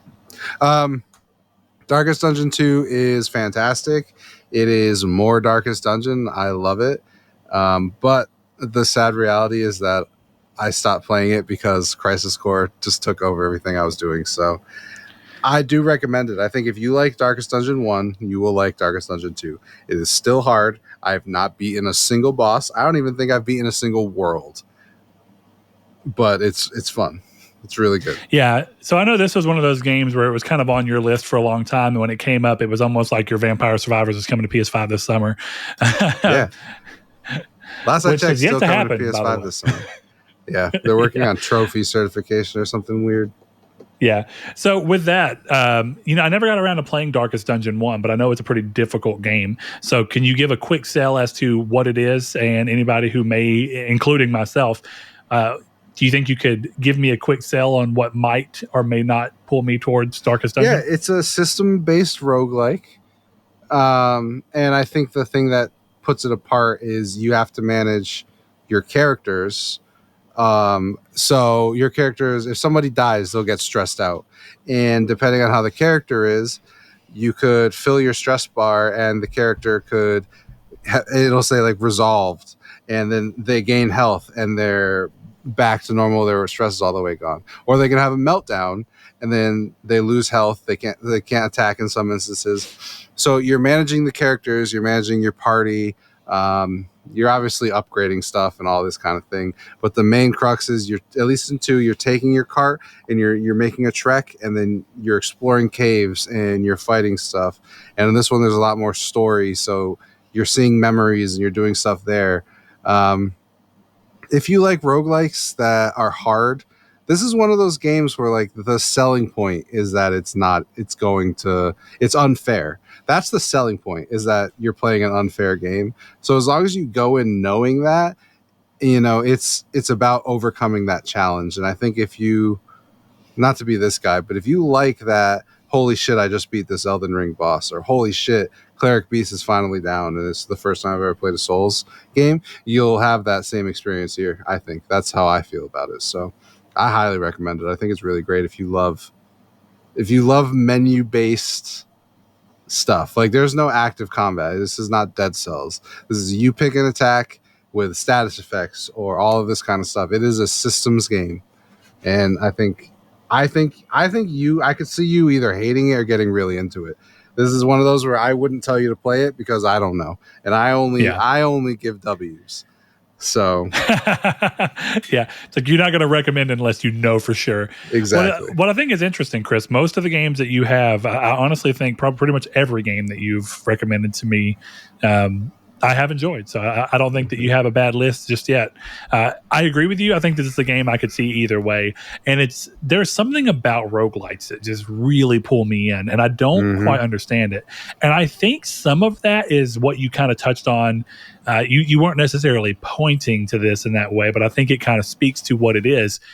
I think what makes Souls-like so fun is that they have this roguelite light aspect about them, to where it's when you die, you go back to the checkpoint and you keep going. And like a big part of the Souls games is death, restarting from a certain point, moving forward until you can finally overcome the small area. So it's not a roguelite, but it seems to have some of those tendencies and some of those design aspects to it, where you seldom in those games are you meant to beat every boss first time. Like first time you go up against it. You might here and there because a boss specifically plays to your strengths. But if a boss plays to your weakness or something you haven't quite brushed up on, it'll overcome you. And that's what roguelites are entirely. What are you bad against? You got to play, reiterate until you can either overcome what you're bad at or get a build that overcomes for you. So yeah, that is a game that, who knows? It's one of those games I have very easy access to. I could just download it at any point, so there's no reason for me not to on a whim. Kind of like you said with Uncharted 3. There was nothing else that you really wanted to play, so why not?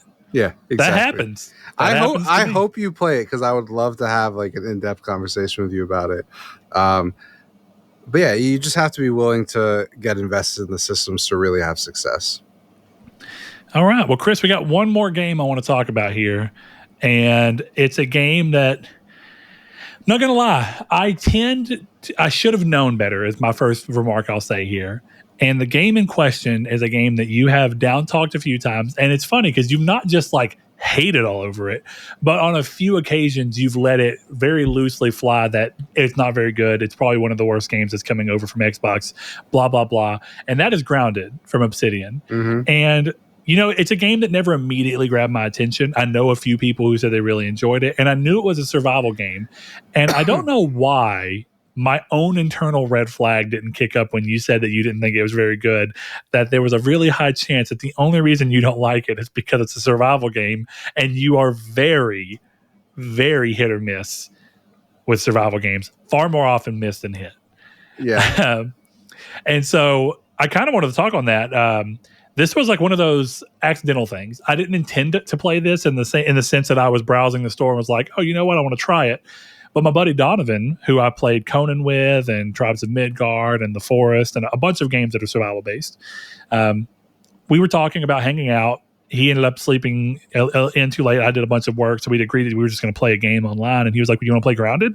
And I thought, you know what? Fuck it. Yeah, let me hop on, buy it real quick. It was on sale for $23, and I had enough reward points to cover it to where I didn't pay anything for it.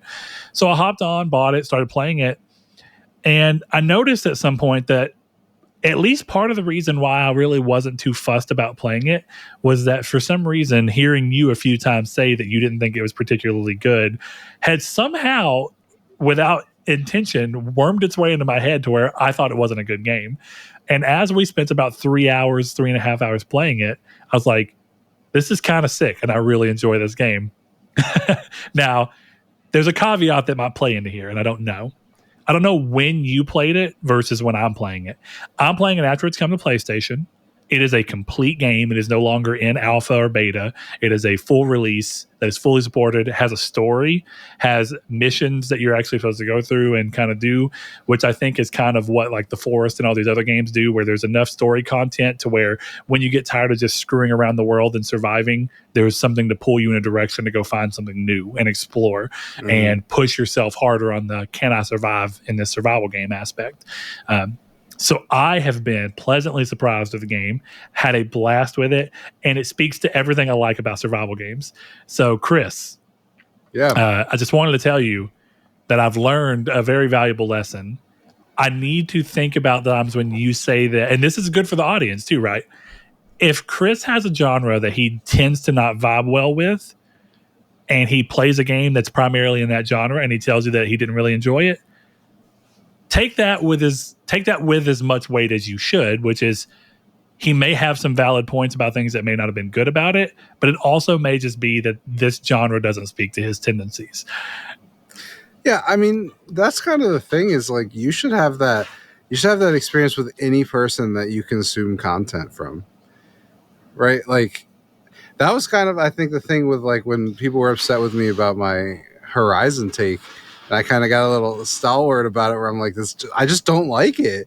Like, it's not wrong to not like it. Yeah. Like I'm just not an Horizon fan, you know? And I think that's just something you should go into. Like, yeah, I'm a PlayStation gamer. Like, I love trophies and all of this stuff. But like, I would imagine of all of the people who you have the opportunity to listen to on a daily basis, thank you for choosing us. But I like PlayStation Studios games the least out of all of them. By far. I think that is an undeniable fact, but that doesn't make me any less of a PlayStation gamer or someone knowledgeable on the platform. I just like different games. I spent a lot of time with Crusader Kings 3. Who the fuck else is talking about Crusader Kings 3? Nobody. You know, and I think that's kind of the thing. I think that's what sets us apart. It's like you can go to Colin Moriarty and he can jerk you off about Horizon all day. I'm going to talk to you about fucking Prototype. Like, and I think you should take that. Tell you not to buy it unless it hits a certain price point. Exactly, and I think you should take that with everybody. Right? It's like you should not come to this show and ask Brett his opinion on Persona 5 Royal. You know. Yeah, it's that simple. Like Brett's not going to have a take on MLB 24 the show, but I am. And if you are an MLB fan, then you would know. Okay, well, these guys talk about MLB the show a lot. I'm an MLB the show guy. Let me have a conversation with these guys. You don't go to a Sacred Symbols or a trophy. Actually, you would go to Trophy Room for that. But you get what I'm trying to say. There are pockets of people who you should look to trust because you know what they like. I am capable of nailing every recommendation I make to Brett because I've learned the type of games he likes. And eventually, when he decides to buy V Rising and he loves it, we're going to come back to me going, that's another game that I saw that I knew Brett would like because I understand the type of gamer he is. And I think that's just a separation you got to have with the people that you listen to. You know, so we don't all like the same shit. You are leaning to what I think my biggest surprise is here. I think I've landed on the biggest reason I felt kind of like, whoa, why did I put so much weight to that? Is I think what it is, Chris, is that you tend to have a pretty good eye on playing a game and going, even if I don't like this game, it seems like it's right up Brett's alley. You've recommended me games before that you were like, I didn't like this, but it screams you, right? And it's worked. And I guess what surprised me is that you did not have the inclination in your time with Grounded. And I don't know what version of it you played, how long ago it was or what, but I was really surprised that you didn't play Grounded and then go, I don't like this, but this screams Brett to me. I should probably tell me you should check it out. That was what surprised me, is I thought this seems like a game that Chris would recommend me, and he didn't. And that surprised me. I just think you could play a better one. That's the thing. I don't think Grounded is. I actually would hold fast that Grounded is the worst game that came over from Xbox, but they sent over a bunch of 9s. Like, I don't really know. Like, I'm not mad at that. It's the same. Yeah. It's the same thing with Uncharted 3. It's like Uncharted 3 is the worst one, but you should play all of them. Like, yeah, for sure. But like, I look at Grounded and what I played was like, I think beta on PC. Yeah. So like, yeah, I'm not a source to go to for like 1.7 with the Stranger Things crossover or whatever the fuck they're doing in Grounded. But I think what I can tell you is that from what I've seen of this Grounded versus V Rising, I would have told you to buy V Rising. And when you do, we'll find out if I was right.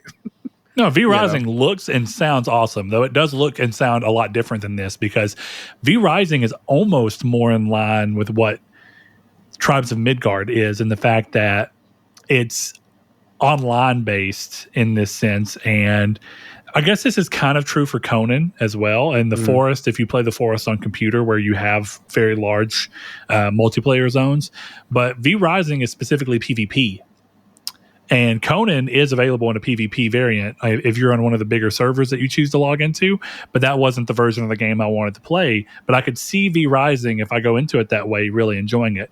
Whereas I think that Grounded is much more what I liked about the version of Conan that I played and the version of the Forest that I played, and games of its ilk, where I kind of like this. Sometimes I can push forward and dig into the lore and world of the story and kind of get lost in exploration. And sometimes I can just kind of have my Minecraft moment where I just go through knocking a bunch of trees and shit over and building. And this, there's something that's interesting about Grounded in that I think I had undersold how novel the Honey, I Shrunk the Kids thing would be from a gameplay standpoint. I think I felt like it wasn't going to feel that special, but as I've been playing, I've been really surprised at how much fighting bugs is something that you don't really see in games that much, because usually bugs aren't what people go towards, because bugs are small scale and you're normally playing as something human sized, if not larger. And so bugs tend to not be something you fight unless it's something like Helldivers, where they're grotesquely malformed bugs that are huge and large and more alien than anything. There's something really interesting about having a giant fucking wolf spider pop up on you in the middle of a grass field and be like, holy fuck, I'm going to die. That didn't strike me as novel in concept as it did in execution. And that was interesting. So if you like survival games and those kind of things speak to you, I absolutely think you should play Grounded. I am having a blast with it. I can't wait to play more of it with Donovan. It's not a game that I see myself playing without Donovan necessarily, but that's also because we started together in this. And I want to continue to see that through. But it does surprise me. It's a genre I've stepped away from for quite a while. And it's really refreshing to be back into a genre that I like in a different version than what I've, been in the past. But what's up, Chris? No, it's just like, I downloaded Grounded when I found out you bought it. So like, I'll play Grounded. For me, it was not exciting. And I still am not excited about it. It's the only one of the 4 I didn't buy for a reason. Yeah. And it goes to show you the difference that people have, because like Hi-Fi Rush, now that I'm really looking at these and looking at Grounded and what it is, Hi-Fi Rush conceptually is still the weakest one for me. It's the one I have the least interest in. That surprises me knowing you, but yeah. Yeah, I'm really weird about rhythm games. It sounds more specifically rhythm action games. The first time I went towards Metal Hellsinger, it didn't click for me. Mm-hmm. And then I got the platinum, so you had to go back and get it too. Well, no, you got the platinum, and I thought, well, if Chris is getting the platinum, maybe there's more to this, and I just didn't. And it turns out that the experience I had was largely based off of settings not quite being right and not being able to feel like I was on beat. And that was part of me is, even the little bit of interest I have in Hi-Fi Rush is that I'm going to have a similar experience where I'm going to be playing it and it's going to feel like it's not really in rhythm, and that I'm going to have to be hitting the button with a little bit of precursor or delay in order to stay on. So I don't know. It's a game I might go through, but actually, if I'm going through Xbox games, the next one that's on my mind to actually give a chance is Pentiment. Same. I've been thinking about Pentiment a lot. It's like a morbid curiosity. I could see myself hating that game or just becoming so in love with it because it's odd, it's charming.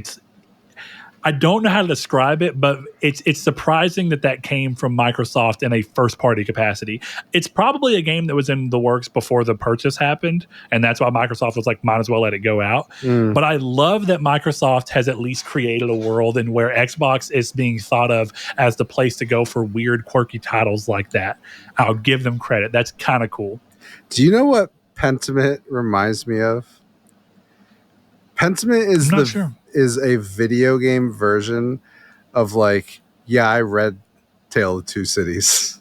Okay, yeah, sure. You know? Yeah. It's like a game that you'd be like, oh, I'm going to get girls talking about this game because I'm so intellectual. That's what that game comes off to me. So yeah, that's probably on my list to play. So I can impress the ladies. So I didn't even think about it, Chris. There's a game that I could see you enjoying, but it's one of those things where I'm a little curious on it. Nobody wants to die. There is one more game in here that I forgot that should be on my list that I played and I thoroughly enjoyed. And it is a simple one. People have talked about it in our Discord a ton. If you want to be part of the Discord and join us for day-to-day conversations, as well as a lot of our patrons and listeners who support the show, head over into the description. Whether you're watching this on YouTube or listening on podcast services, click the link in the description below, hop in. But I've seen a lot of people talk about Cat Quest, and it was one of those things where I was in the same spot as you were with Uncharted, where I was kind of like, I'm done with Tales of Kanzaro or whatever, and I was like, I don't know what to play next, and I'm not feeling anything in particular, so I'm just going to look through games that are on PS Plus to see if there's something that's low effort that I can hop into.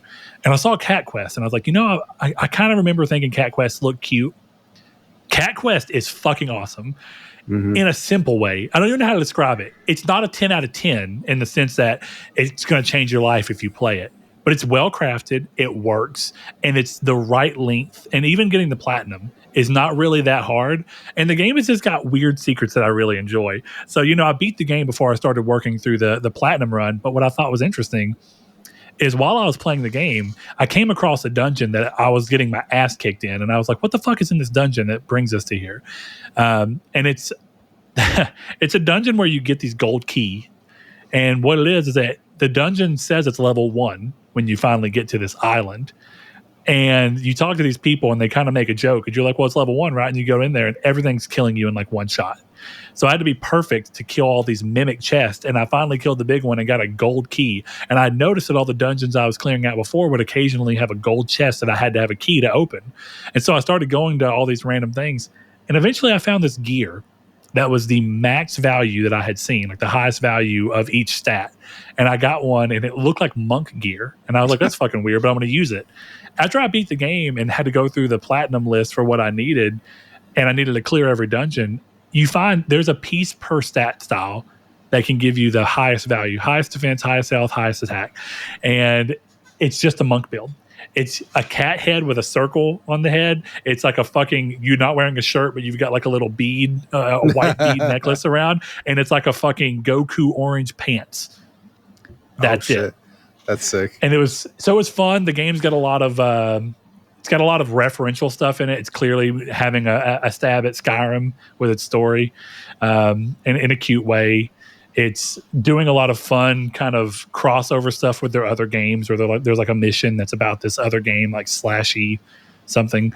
And then there was one where it's like the game making itself, where it's like there's a quest where there's a dog who is dressed as a cat and he's trying to get you to do something.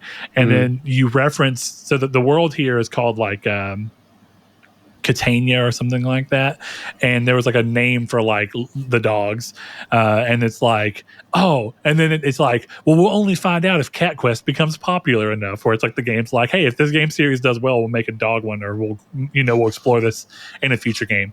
So I thought that was great. And Cat Quest is almost like, so old school Final Fantasy games, how you have the world map where everything's like downscaled and you're huge and like you're going to the cities and you look big and then you go into the city. Yeah. This is like that, but that is the map. You play on that, and it's like a action-based game where the enemies pop up on this world map style thing, and you just run around it and go in. And so it's super cute, and another great use of the PlayStation Portal. The game ran flawlessly on it. Oh, hell yeah. I played almost that entire game on Portal because it makes the perfect sense for it. There's no voice acting. You're just running through caves. It's like a Zelda game of sorts. So it was really cool. Oh yeah, dude. I actually gave it a quick shot. I didn't play much, but it seemed cute. Yeah, no, it's definitely cute. As some people mentioned in the thing, is there's a little bit of you might get tired of the fact that it makes a lot of cat talk jokes, where I thought it was funny, where it's like instead of awesome, it's possum, and instead of fucking, they're clearly using like meowing. We're like, I was just right meowing, I'll be right meowing there, and stuff like that, where it's like clearly their version of cats cussing. So that was funny. And then it would be like perlease instead of please. So I could see it getting old, definitely. If Cat Quest 3 is about to come out, so I enjoyed Cat Quest so much I almost jumped into Cat Quest 2, but I had that moment of like, it's probably going to be a lot like Cat Quest 1, and I probably need to give myself a break. So that's what I'm doing. I do plan on playing Cat Quest 2 soon. Both of those games are available on PlayStation Plus extra tier. So if you have that and you want to try them out free of charge, there you go. Low stakes way to get into them. Oh, okay. Hell yeah. But Chris, Brett, are you ready to hop into some news and talk about some things that have happened since I've been out of the gaming world? Yeah, I think we can do that. All right, cool. So the first thing up on the news is PlayStation, or Sony in general, seem to be accidentally leaking their own plans for PlayStation Plus Premium Classics, as a post mentions Secret Agent Clank, a PSP game that has not made it to the service yet, but has been highly requested, and a lot of people expected to see after Daxter, Ratchet and Clank Size Matters, and various other games like Jak and Daxter, The Lost Frontier, have all hit the surface. So this is cool. This is yet another one of PlayStation's PSP endeavors, where they really did try and have all of their biggest franchises at the time hit PSP. And it's funny because I want to have a slight tangent here, Chris, in that PSP is like the only thing that PlayStation has really done that I think that they really and truly gave it their all in terms of making sure that it had the PlayStation presence on as a non-mainline home console. Mm-hmm. But this all came from the fact that PSVR2 just recently sold. It went on sale. It's about $200 off right now, so it's $350 instead of $550 as part of a temporary sale. And it saw a massive increase in sales. Now, here's the thing. It's a percentage increase, so it's like 1,200% or so, or 2,750%, something like that. But when you're not selling very much, that's not a crazy jump. But it does tell me a few things. It does tell me that there are people who really had enough of a want for PSVR2 that coming $200 off in price was all they needed to make them finally pull the trigger and jump into it. And secondarily, it made me realize that PSVR2 has been on the market for almost 2 years at this point, and Sony has, or at least a year and a half, Sony have announced not a single first-party game for this since before it was announced. Really? The only first-party game that I'm aware of that has come from them is Horizon Call of the Mountain. No shit. And I might be wrong, but let me say this much. Clearly, the fact that I can't immediately tell you tells you that you're not seeing any of their big mainline franchises on this. And that's crazy, because PSVR 1 had a lot of first-party games come around for it. Mm-hmm. PS Vita, for all that it lacked, it was still into its third year where Sony was like, we're going to announce Tearaway and Killzone Mercenary and hope that by some magical thing, these two games can turn the system around. And it didn't, and they gave up after that. But I don't think I've seen Sony go this hard on ignoring their own product before. I don't know if it's COVID and time of when they needed to get it out. I don't know if it's because of changing leadership between Jim Ryan being on his way out and someone else coming in. I don't know. But PSVR 2 has been so woefully supported. And I like the device, but I think it is truly the real best example of people saying that Sony has a bad tendency of releasing something and then not supporting it. It is the worst, hands down. It's worse than PlayStation Move. PlayStation Move had more first-party and second-party exclusives released for it than PSVR 2 has. How? That's true. But that goes back to my point of PSP really got everything. It got a Ratchet and Clank game. It got a Jack and Daxter game. It got another a Daxter game. It got God of War games. It got Patapon. So it got new IPs that were exclusive to it and became synonymous with it. It got remakes of Parappa the Rapper, Medieval. Sony really gave all of their IP power to the PSP. And it kind of blows my mind to think about how well supported. PSP got a Gran Turismo. It's true. That was good. Yeah, I think I know people love it, but I think VR2 just fell so flat on its face that they just went, no way, we're done. Yeah. And I can't be mad at them for that. Also, when you don't allow it to work on PC day one, who is going to buy it for PS5 if you're not going to release any games? Every game that, here's the reality, it's unfortunate. Every game that you can play on PSVR2, and I honestly think it's better, ultimately, on PSVR2 than a lot of the PC VR options that are out there. Quest 3 is out now, so it's a little competition. But every one of those games you can just play on PC with a bunch of other high-quality PC games like Half-Life Alyx. Who the fuck is going to spend $550 for being real on a piece of a device that you have locked down to your ecosystem and that you have no games that you don't even show that you're interested in? Like, yeah, they're still announcing games for it, and I'm glad. That's cool. Metro looks fucking cool. Metro Awakening, and that Aliens game looks like it could be cool.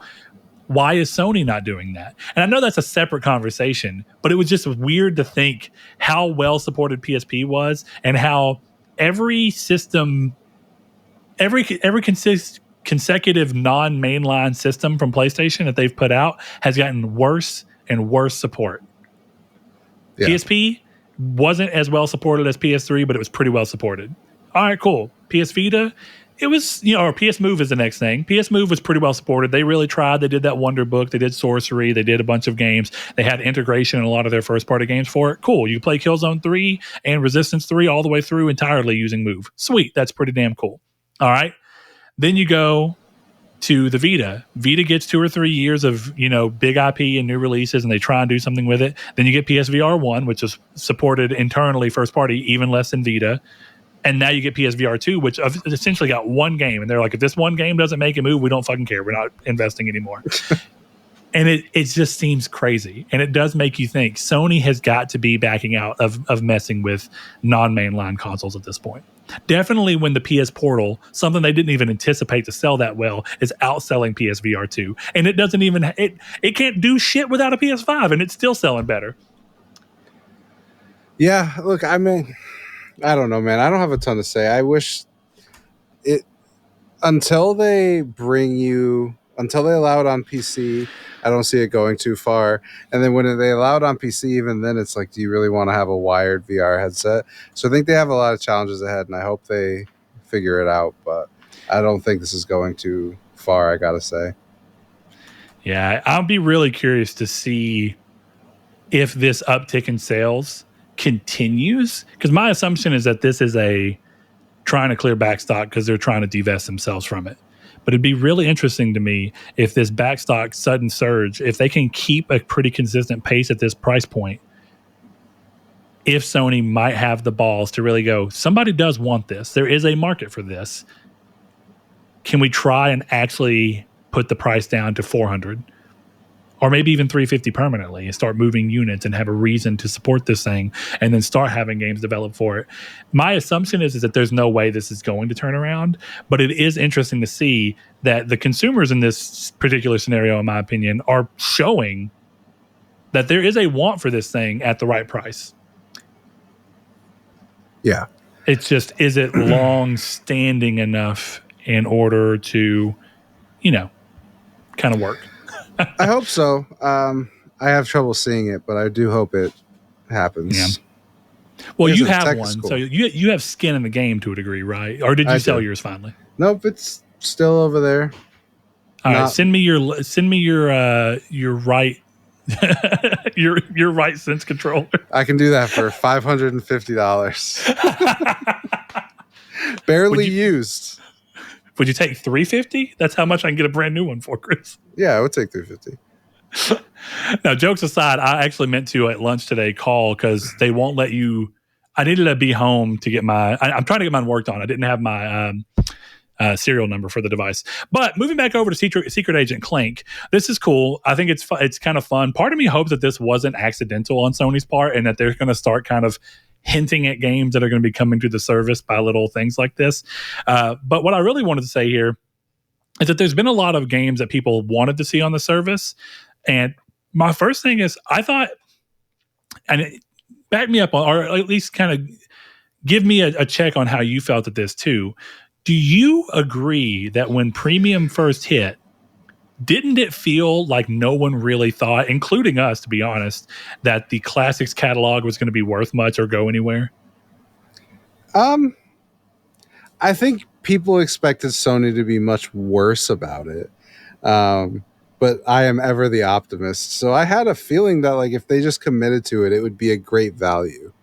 And it seems like they're at least trying to commit. Yeah. I think what's really surprised me here is not only have a number of fan favorite games made it to the service that are first party, so there's no reason they can't do. But what has really surprised me is that they're dedicated to it enough that a number of games are getting retroactive trophies put into them as part of trying to show that they're serious about classics being part of their ecosystem. I don't know if you know, Thrillville and its sequel both just got updates for trophies. Yep. And prior to that, Toy Story 3 got a trophy update. Buzz Lightyear's PS1 game got a trophy update, which is pretty interesting. And I think one of the only games on the service right now that doesn't have trophies is Tekken. Tekken and Resident Evil Director's Cut. Yeah. So if you look at those in particular, I wouldn't be surprised if Sony's working on being like, hey, all we need is your permission to essentially work with you on getting this out so we can push this update out. But that leads me to a question, Chris. There's been a number, definitely PSP, but now that PS2 games are kind of on the docket, there's been a number of games that people wanted from PSP since those were clearly coming. And a lot of those have come out. And I think if Crisis Core hadn't gotten the remaster treatment that it got, that would have been one of the highly requested games. Yeah. Do you have a game that's a classic that you either played in the past and would like to have a chance to play it again with, slightly better visuals and trophies and everything, or a game that you've never played that you could see yourself diving into if it hit the classics catalog? Do you have some in mind? The one that I've played that I'd like to see is Scarface: The World Is Yours. Oh, okay, yeah. It's a fucking PS2. Sick game. PS2. Yeah. It's a sick game. I'd like to see The Getaway and The Bouncer up there because I hear a lot about those games, but I've never actually played them. Sure, yeah. So those are probably my picks. I don't know how likely this is. And maybe I'm being crazy. There's a decent chance. But I cannot believe that Sony has not tried leveraging the fact that they have exclusive, no one else has these games. You can't play them anywhere else. Even PSP eventually got the Nintendo, the DS Grand Theft Auto Chinatown Wars. But outside of PS2 and PSP, Grand Theft Auto Liberty City Stories and Vice City Stories are not playable anywhere else. Those seem like easy games to pull over into the service, have 1v1 month, give it trophies, have get to celebrate the whole Rockstar Grand Theft Auto thing, and then the next month or a few months down the line, give us Vice City Stories. Those seem like low-hanging fruit, and there is no remasters for those games. The only way that you could play them would be through this. And I actually think it might be enough to give a little bump for people to go premium. Of course, knowing that you can also just outright buy these games. Yeah, I mean, I would love to play those again. I haven't played those. Actually, well, to be fair, you can play all of those but Vice City Stories on your phone. Sure. Well, you can't play Vice City Stories on phone? No. But I own Liberty City Stories. Well, okay, you mean officially. Like they gave it an official iPhone and Android release? Or you mean, okay. No, For a second there, I was thinking emulation. I own. I was like, well, yeah, of course, you play all of them. Yeah, no. I own like GTA stories and all that kind of stuff. So okay, I got you. That is usable there. Yeah, no, I mean those would sell. I think if they start releasing some of the big stuff, like God, I'm not even that well versed in the PS2 because I was an Xbox guy, but like fucking Legacy of Kain, like a bunch of the old RPGs. Throw some stuff that would just be cool to play. Like, where's an original version of like Final Fantasy X? Give me the PSVR2 version of that. Sell it for Yeah, now the $60. PS2 So you games are on would. it. So, like, you know. Well, I think what's cool about this is that this being essentially a free service, I think goes a long way. There's 2 games on here that have been technically taken off PSP in the sense that you can play them elsewhere, PS3 being it. But 2 more games that I think are surprising is that with all the God of War hype that came around, I'm surprised that they don't take Ready at Dawn's PSP games and do because the only other way you can play those, and they do have trophies, is the PS3 remastered collection that Bluepoint did. And that would be Ghost of Sparta. So that was really, it'd be Chains of Olympus and Ghost of Sparta. Those are both great classic God of War games. They were highly rated when they came out. They still hold up really well today. And it would be a way to get these games onto PS5 and PS4 without having to work on PS3 emulation in order to make those versions playable. So I think it's kind of a best of both worlds. And those are seminal PSP games. Yeah, absolutely. I think they just have so much rich history to pull from of stuff that I wouldn't even know. You know? Dude, it's been so crazy seeing Jeanne d'Arc. I don't even actually know, d'Arc, whatever. That's like a fucking Square Enix Final Fantasy Tactics style game. Great game, by the way. I would have never thought it would have hit. And here we have it. Yeah. Like they have almost consistently. I wanted Daxter since they first said this. I wanted Siphon Filter, Dark Mirror, Siphon Filter, Logan Shadow, Daxter, and Resistance. Those are like top of the list for me. Every fucking one of them is on the service now. How cool is that? It's sick. You know which one they'll never do is fucking Peace Walker. Liberation. Peace Walker, yeah. I love Peace Walker. I like actually, Peace Walker. Dude, that'd be a great way to go too, because the only other way to play those is the PS3 remaster collection. Yeah, but they'll just put it in the Metal Gear Solid Collection Part 2 with 5 and 4. So that's true. Yeah, I'm trying to think of what other games that are strictly, literally only. Honestly, I think there might be some value in playing into the love of Monster Hunter and being like, fuck it, let's put Monster Hunter Freedom Unite. Hell yeah. Why the fuck not? Put some trophies in that bitch. Let's go. Mm-hmm. That's hard Monster Hunter, classic Monster Hunter that people would be like, oh, that's cool. Dude, I kind of hope, and I could actually see this one, with them digging as willing to go as far as digging into Secret Agent Clank, I hope that they take the PSP version of Little Big Planet. Oh, yeah? And put it on. That is actually a solid game. And I would love to see it have trophies added to it. It'd be really fun. That would certainly be sick. I would love to see it. So with that in mind, I think I want to extend that out. With the show going bi-weekly, I know we've had an issue staying on top of Community's Take. That is particularly on my back. So what I want to do, since we're going to this bi-weekly structure, is I really want to focus on having Community's Take and having a chance to let you guys in the community kind of have a moment where we have a really nice open question that can kind of give you a reason to kind of shout back at us and let us know what you think on different things.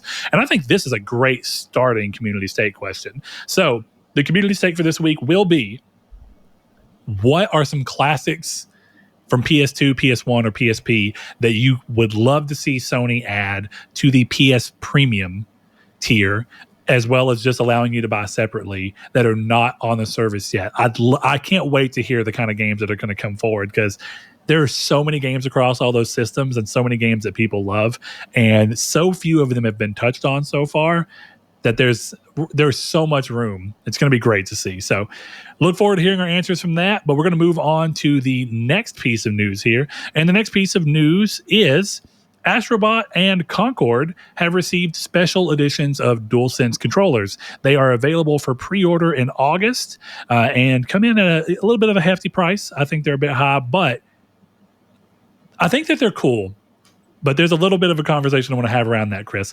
And that is, what are you actually thinking about the design for the Concord one? I think the Astrobot one's cute, simple, but it works for what Astrobot is. I want that. I'm having a hard time landing on what is making the one for Concord special, because I'm not really seeing it. I don't know what else to say. I think it's just a cool design. It's not a bad design at all, by the way, but it screams to me generic Mad Catz controller. Yeah, I can see that. Or you know how like sometimes Walmart will have like off-brand PlayStation controllers like on back to school folders, and they have like crazy designs on them to try and make them, look a little different. I could see this being on a kid's school folder as just a generic looking controller with this kind of design on it. I think the problem is nothing about it screams Concord. I don't look at it and think Concord. It's still a cool enough looking controller, but the Astrobot controller makes you think of Astrobot. And it might be that Concord's not a known enough quantity for this to scream Concord to me. If anything, it almost looks like Destiny 2 meets fucking... there was a game in mind the other day whenever I saw it. But Destiny 2 comes to mind to a degree. Yeah. To because me. of the controller? Yeah, I guess I think a lot of it is that it's like that future retro look that a lot of sci-fi space stuff ends up using. Yeah, that's fair. It's like super high tech, but also the Jeeps still have wood on the sides. Yeah. What's funny is I don't necessarily think that the Starfield stuff from Xbox was completely free of a little bit of like, hey, this is a little too generic, but they tried to really give it a notable design language.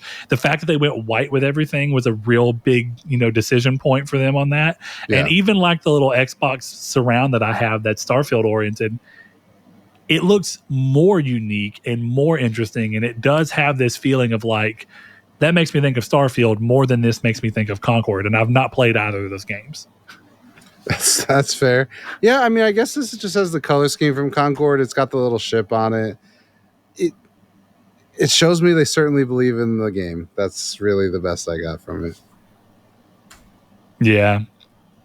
Well, speaking of Concord, the next thing on the news is actually that Concord is set to launch in a few weeks at a price tag of $39.99, but that will be all you must spend outside of cosmetics. Firewalk has said that battle passes and post-game content will launch for free. So that is a huge deviation. Nice. That is a huge deviation from what most games like this do. But the other fairly reasonable deviation here is that this is also one of the few games like this. Well, I'm in a mixed spot because part of me feels like this is a game that I could see being free to play and having monetization in these areas. But the other examples of games that are like this are games like Overwatch, and those are paid for games. So, but they're also full price paid for games. They're $60. This is in a really weird middle ground spot where I'm surprised that monetization is not at the forefront of making up for that $30 difference that they're not making up front. So what's your thoughts on this, Chris? You play a lot more of these types of games, or at least you have in your life. Mm-hmm. How do you think this screams different to you? And more importantly, do you think that this difference is going to matter in bringing in players? Or do you think that this is going to be like a little PR win, but it's not going to actually change what the player base does? I think it's a PR win. I think the problem with Concord is the conversation is so goddamn sour around the game that I genuinely don't think it can be saved. Whoa! So this is all news to me. Is this a result of the beta? Yeah, I mean, nobody really played the beta. The word of mouth that I've heard has all been bad. It's good, but too expensive, right? So the question that it leaves me with is someone who played it and was like, okay, this is fun. I would buy this, but I know that nobody around me is going to, right? One part of the problem, right? That's a sale they could have had for me, who I'm not going to buy this game because I know no one's going to play it. So I just don't know how to look at Concord. I think this is a cool move. Like, this is one of those things where you'd think normally people would be like, oh, hell yeah, man, the game is mostly free. Like, I can kind of do whatever I want, only pay for cosmetics and all this kind of stuff. But I just think Concord has so many problems right now that I can't even think of a way for Sony to handle that. I don't know what to make of the book and the game and how it's going to do. So I'm hoping I'm wrong. Let me ask you. Yeah, let me ask you this, because sometimes I think that there's a tendency for games and stuff like this, or like this is rough, but let me say this, that some games have a tendency to be blasted online and that not necessarily be reflected in how the player base or sales go. But I think what makes this one kind of a little different is that this is a very community-driven online game. So where Twitter is not maybe the best way to look at what the actual gaming sphere may think about a single player game or something more single player driven, a game that is strictly built around online community, it does feel intuitive to me to give more credence to what is happening around online talk for the game as being probably indicative of what the majority of the player base would think. But do you think that that's actually fair? Or do you think that there is a chance that what you're hearing is just a micro bubble of the internet and that the game actually can come out and do okay despite this weird negativity that you seem to be hearing around the game? You get what I'm saying? Like, yeah, I mean, there look, is the that reality, intuition that these are based around the internet. So it would make sense that the people playing it would be vocal on the internet. So you should see, if it's going to perform balance wise in terms of, okay, we should be hearing a lot of good with some negative. And it seems, as far as you're concerned, you don't think you've seen that, right? I've seen the only positives I've seen is this is pretty good. It's too expensive. It's so weird to quantify because look, I think the problem in this genre is that it's dominated by free to play, and they're not Blizzard and they're not Bungie, so it's hard for them to charge for something like this, right? You're going more off the fact that this is a PlayStation game, you know, and that's not okay. So Overwatch not 2 working. is free to play. I didn't realize that. Yeah, but for some reason I thought Overwatch 1 was a paid for game. Though, it was a paid for game, yeah. And that's why my brain thinks that. Okay, that's why the multiplayer is free, because they were charging for single player that they canceled. But the multiplayer in Overwatch 2 is the same multiplayer from Overwatch 1, which is why this is the most ridiculous thing. Speaking of, I'm on a fucking tangent about Overwatch. So one of the big things they did with Overwatch 2 was make it 5v5.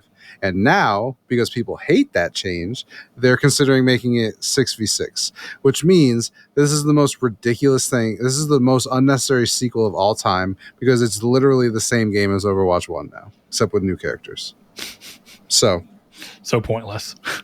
Yeah. And look, Concord, I think, is just fighting against, there's a lot of games like this, even though I think that's a bit overstated. And people just are going to have to, I don't know, care and want to see it. And I don't think people do care or want to see it through right now. And that's what it's struggling against.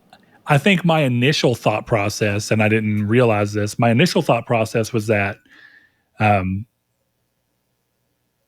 Overwatch 2 was a $60 game, much like Overwatch 1 was, and that it felt weird to hear someone say that this is too much money, even though it's fun, when it's $40, where Overwatch 2 would have been $60. And when that was my mindset, it's like, okay, so are you telling me that this game is not at least 75% as fun, or 70, whatever it is, 66% as fun as Overwatch 2 is? But if Overwatch is free, and that is, I think, the primary form of competition here, if you may have a little bit more of an inclination on that. What is another game other than Overwatch in this scenario that you think is kind of vying for the same real market area that Concord's clearly going for? What's the other games in the market? Because I don't think Apex quite fits that, because it's not really a hero shooter in the same sense. So, that depends Marvel, on, is it the new Marvel game? Marvel Rivals is, I think, the biggest thing that they're fighting against right now, other than Overwatch. And they're struggling because Marvel Rivals sounds good, and you can play as Spider-Man, so that's cool. And that game, is that game free as well? That's a free game. So that's the thing, right? Marvel Rivals, from everything I've heard, it's a little bit janky, and it's not the most polished thing in the world right now in their closed betas, but it's free. Valorant just came to console too, didn't it? Yeah, but that's more like CSGO than this. Oh, is it? Yeah. For some reason, I thought it was a hero shooter. Okay. It is, but it's CSGO. It's not more structured like CS:GO. Yeah. I got you. Yeah. I guess Paladins is still out and about, kind of, sort of. Yeah, my argument has never been that there are not a lot of hero shooters. It's been for sure. No, I'm just thinking of what else is on the market. Not a lot that are viable. You know, like Paladins is a hero shooter, but that's the first time I've heard anyone mention Paladins in a long time. Yeah, right. So they're in a not crowded market. The problem is a lot of people. The market requires a lot of people to play. Right. In order for Concord to be viable, it has to be at minimum fast to get into a game. Right. Yeah. So if 2,000 people, that was the Steam numbers, it was around 2,000 people. If that's all that are playing your game, just ignoring the fact that it's a first party game, so that would be a little bit embarrassing for Sony as a whole. Like the game isn't doing well. No one's playing it. That's all the issues they have. I think if they had made this free or part of Plus day one, this would have been a lot more interesting. Do you think that would have been so do you think that's a good middle ground? Have the game still be $40, but it's available day one on PS Plus? Yeah, that's what they should do with all of these. I think what makes that complicated, right? Or I guess do you think it'd be a PS Plus extra game? Because my immediate thought there, premium, fuck it, whatever. I was about to say, or premium. And the reason I bring that up is because if you have to have online to play it anyway, it kind of is like who would buy it at that point. Well, and that's 40? The interesting question. That right? actually drives people towards bumping your PlayStation Plus numbers. The question there is the reason that they charged for it because the policy for free to play is free plus, or you don't need to have plus on it? That might be it. That might be the only reason that they want their own internal games to push you towards their other services. Right. So it's a paid for game, which means plus is required. If it was free to play, plus would not be required. So maybe that's the whole reason. Well, and you know what's weird about this market? Again, I'm a little outside looking in. It screams to me that this market is about low entry cost, as close to free as possible, and then monetization to make up for that difference. So maybe the balance should be that you can buy the games, but this is where you actually make premium a better value by saying if you're a PlayStation Plus premium subscriber, all of these games that we're doing like this, Helldivers 2, free to play on PS Plus premium day one. Concord, free to play premium day one. Fair Games, free to play premium day one. And the thing is like, I agree with Sony very well that they cannot afford to make games like God of War 2018, God of War Ragnarok, Horizon Zero Dawn, all these different games, and then have them hit that service day one with, as a part of that. I agree with them. But the thing about these games is that they live and breathe off of community. And the real reason that Sony's making these games, as we know, is because they want long-term monetization that they see everyone else enjoying. So why don't you couple that together? You make the game essentially free to play as part of your premium tier, and you only do it for games that specifically rely on community. And you can make it to where the game can be bought if the people just don't want premium for any other reason, and they can do that route. Or you're acting as a push towards getting people to do your premium tier. I think it's interesting. I'm not necessarily vying for Sony to go toward that business model because I can see, and I think that they're probably internally like, we've made a big guff about how we're not going to include games on our service day one. So even though this game makes sense for it, we kind of can't do it now because it looks like we're back walking on what we've said. And sometimes PR can be weird in that capacity. That would just be bad business though. The game is gonna fail at $40. Like it just is. And I was on this show defending it, and I still would, but it's not gonna be successful, and that's too bad. I hope that, like you said, there's a silent majority out there who is really excited for Concord and it shoots off. Maybe that just comes with IGN reviews it a 9. Yeah. Maybe that's all it needs. But right now, I think the word of mouth is so bad that it's going to have a huge problem. Let me ask you one final question on that. Do you think, from a review standpoint, because I do think reviews do have a lot of pull, they have the potential to have a lot of pull at the very least. Do you think in the market in which this game is trying to operate, where there is a lot of free to play, do you think that the price is going to come up as a potential negative in any review that knocks it down some? Probably, and I think that would be a Kotaku review that we wouldn't listen to anyway. So, all right. It's so hard to buy a PS5 when it's COVID outside. Oh my god. The console's great, but it's so sad in the streets. Fuck you, Ethan. Sorry, that was very aggressive for no reason. All right, Chris, let's move on to the next piece of news we have here. And it is around another variety of the internet screaming at people. And that is Ubisoft have addressed the concerns of some players by penning a letter addressing the controversy around Yasuke in the upcoming fictional game Assassin's Creed Shadows. The dev team has reiterated that they meant no offense with their fictional story, but reminds the audience that the games are not real and liberties were taken with the story and their fiction. This has been a really weird conversation to watch unfold because it screams to me obvious that the whole I'm of two minds.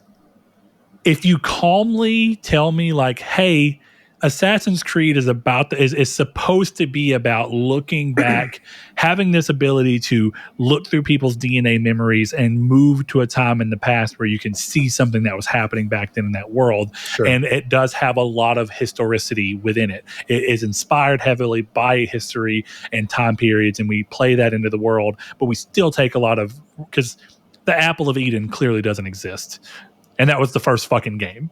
But so if you tell me that and you go, it kind of is weird that this game is taking a liberty, and I'm not even aware of the history to this, so I'm speaking strictly as, let's pretend for a second that the complaints that everyone's giving, that this would not be something that you would see in this era of Japan that this game is wanting to explore, then I could see someone calmly being like, I wish they would have given a little more credence to try and make it feel like part of the historical world you would find yourself with, and only take liberties with what the characters in that time period are interacting with. If you calmly tell me that, I could see that being like you would have preferred that. Okay. But for people yelling into the void and being like, this is not what it would have been, and this is stupid, and this is not realistic. It's so hard to not want to look at them and be like, nothing in the Assassin's Creed game is realistic. Do you know what's allowing these people to relive the events of these games? It's a fucking computer that looks through your DNA and pushes you through the past through your DNA connections with your family. What the fuck? We're already well outside of that. And then you go into that and you're telling me that Atlantis from Odyssey and these underwater pyramid things is real? No, clearly it's not. So it's like, why are you getting overly wrapped up in this when this game the series never claimed to be 100% historical? That's ridiculous. The authenticity in Assassin's Creed comes from the fact that they recreated Egypt, and it feels like you're in Egypt. That does not mean that everything is perfect. Okay? Avengers is set in an authentic New York City, but there is a fucking Greek god of mischief who calls aliens from the depths of space, controlled by a giant purple man. This is all happening in an authentic New York City. Okay, I don't understand the controversy. If the controversy was, we finally got an Assassin's Creed in Japan, and I wish I'd seen a Japanese main character being the one who's being played. And then I would be like, okay, sure, fine. But then you also have to answer the question, right? The question being, all of these people are descendants of Desmond Miles. Desmond Miles has black DNA. Well, okay. He is Egyptian. I actually African. don't. Let me put it that way. Well, even then, I don't actually think that these are people who are of Desmond anymore. I don't know if they. I'm pretty sure I don't think that's been the case since 4, or maybe the Fry twins, maybe. Yeah. But point being, that changed. Liberation is where Abstergo started making it to where general consumers could get it. So that way they could get into the DNA memories of the general populace and find more ways to go back and try and scheme their way through. I'm not a big connoisseur of Assassin's Creed lore, so there's a very high chance that is not 100% accurate, but I'm just throwing that out there. Look, either way, I don't get this controversy, and didn't really want to talk too much about it. It was in the news. They apologized for whatever, and it still looks like a fun Assassin's Creed game. I don't know what to tell you, man. It's one of those things where this culture and the ability to have such impacts on products and everything is great and bad all at the same time. It's a real, truly double-edged sword. And the fact that when I think about how much better the Sonic movies turned out just because of them, of people being like, hey, this doesn't feel like Sonic. This doesn't look like a representation of Sonic, and you're losing something in this translation. And do I think people kind of bullied them too much into it? Yes. Do I think that the outcome from it was actually a good thing? Also, yes. My hope would be that we can find a way to make the same effect of change in moments where it's actually going to be beneficial and have a good outcome without being as hateful and mean about it. But sometimes what I think happens is that the success of being able to get Sega to redesign Sonic makes people go, we have all this power, and now we need to use it to change everything we don't like about any given thing. And it's like, at some point, there just needs to be creative freedom. And, this kind of feels in line with what I'm talking about when I say that people should be able to make games without a difficulty setting if that's what their vision is. We want the game to be one difficulty. You can't change it. You adapt with the game. That's cool. That's what you wanted. That's your vision. I think that same thing should be said here. We want to make a story set in Japan with a black guy and this, this smaller woman who we're playing off of. If anything, what I think is interesting is I haven't seen enough on the game, but where I could actually see valid criticism or complaint, or at least suggested, would be to say, hey, you know how some people want classic Assassin's Creed back and some people really like the new RPG-driven style Assassin's Creed games? Maybe this could be the game to bridge that gap by having it to where if you play as Yasuke, then you're playing the more RPG-driven thing that we've seen from Odyssey, Origins, and Valhalla. But if you like the classic Assassin's Creed and you play as the female, she needs to be more sneaky and assassiny. And so you get to play a more sneaky version of the game where it does feel essentially like classic Assassin's Creed. And what we were able to do were to bring these two splits in this fan base together in one game where you can make a choice that changes the way the game plays, but the story ultimately stays the same. How much cooler would that be? I'm assuming, and I feel pretty safe in assuming that's not what's happening, but how much cooler would that be if that was what was happening? That's exactly what's happening, actually. Yeah! That's way literally cooler. The whole point. Yeah. Because then it makes sense as to why they even bothered with Mirage. It's like, we need to refresh ourselves on how we make this type of game so that we can do it. I'm so glad to see that, because I think Ubisoft has kind of gotten to where they fall into a very predictable spin, and I could very easily see it being that that's not what the goal is. So I love that. If that's actually the point of it, that's a great way, I think, to bring long-running IP together in a way where you can service both communities. Of course, someone's going to complain that they can't play classic Assassin's Creed as the man and they have to do so as the woman, or vice versa. But you know what I mean. It's just the way it goes. But that's a cool. If that's how it works out, that's great. I'm glad to see that. Yeah. No, I'm looking forward to Assassin's Creed Shadow. I will play it with or without a Japanese protagonist. So I thought it was interesting because you were also very you were excited for Mirage. Did you ever get around to playing Mirage? I've started it. I want to go back to it. I don't know why I haven't. I keep trying to start it and then just falling off. All right, well, maybe one of these days you will get there. But with that in mind, Chris, let's go ahead and move into the next piece of news, which is a pretty simple one. Samurai Jack is coming to WB's MultiVersus, their crossroads fighter, essentially their version of Smash. WB Smash. So Chris puts here in this well-crafted letter, I don't care really, but Samurai Jack is good in a continuation of Powerpuff Girls. So why is it a continuation? So you're telling me that, or do you think that Powerpuff Girls is a continuation of Samurai Jack rather? No, Samurai Jack takes place after Powerpuff Girls when Mojo Jojo has won, and it's the apocalypse. Well, here's the only problem with that, right? Are you only saying that because Samurai Jack clearly borrows reference from the design of Professor Plutonium? No. Okay, good. I mean, clearly, Gender Tartakovsky is the guy doing both of the animation for these. Yeah. So my main some curiosity is a lot of people talk about the connection because of that, but main reason I wanted to say that is clearly Jack is not Professor Plutonium because he starts before Powerpuff Girls, and episode 1 he ends up past Powerpuff Girls. So yeah.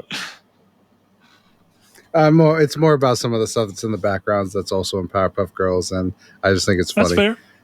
So in your scenario that you're going through here, right? And we're going to go off on a tangent. So if you didn't grow up watching Cartoon Network and you don't know what Samurai Jack and or Powerpuff Girls is, I'm sorry. Move along to the next thing. But with that in mind, Chris, I have to ask you, in this scenario that you brought up where this is a continuation, what then is Aku Aku?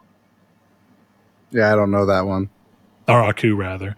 I keep saying Aku Aku. That's more of the mask from Crash Bandicoot. But Aku is from Samurai Jack.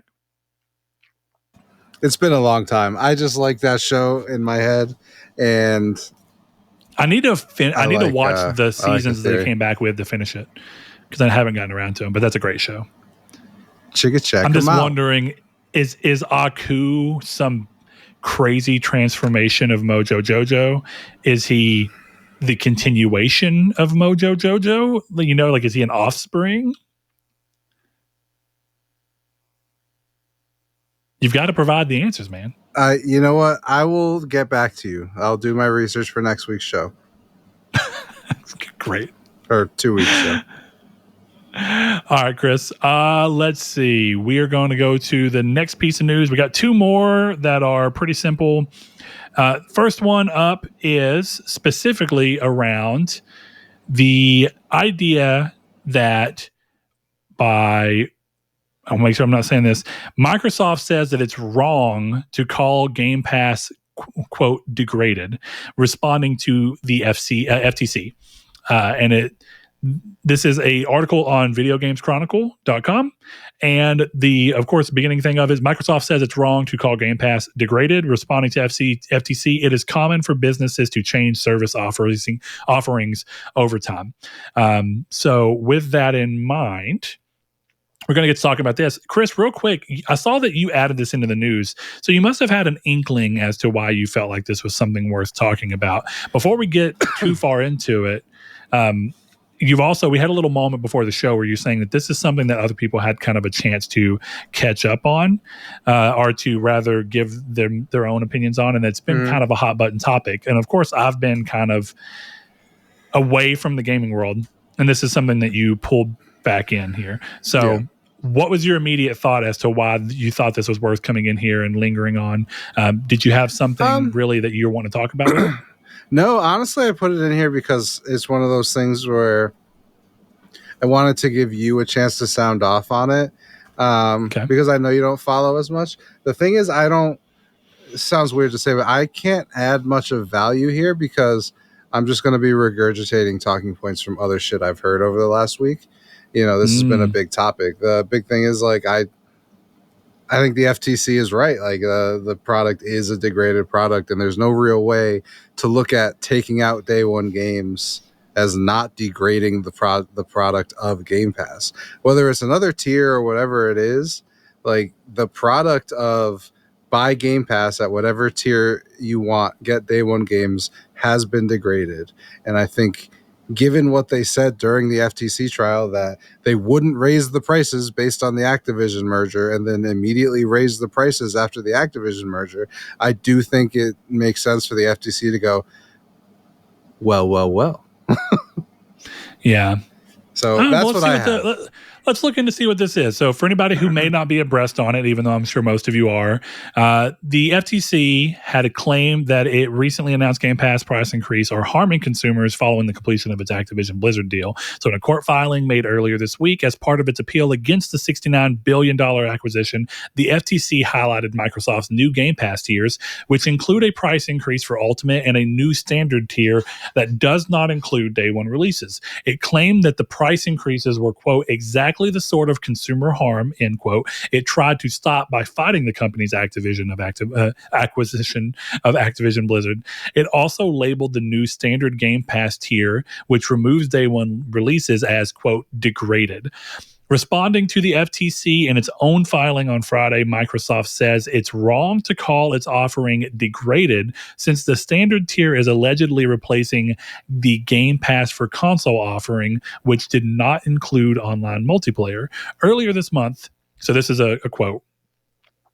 Earlier this month, Microsoft announced changes to its gaming subscription service, Game Pass, to provide consumers valuable options at different price points, Microsoft says.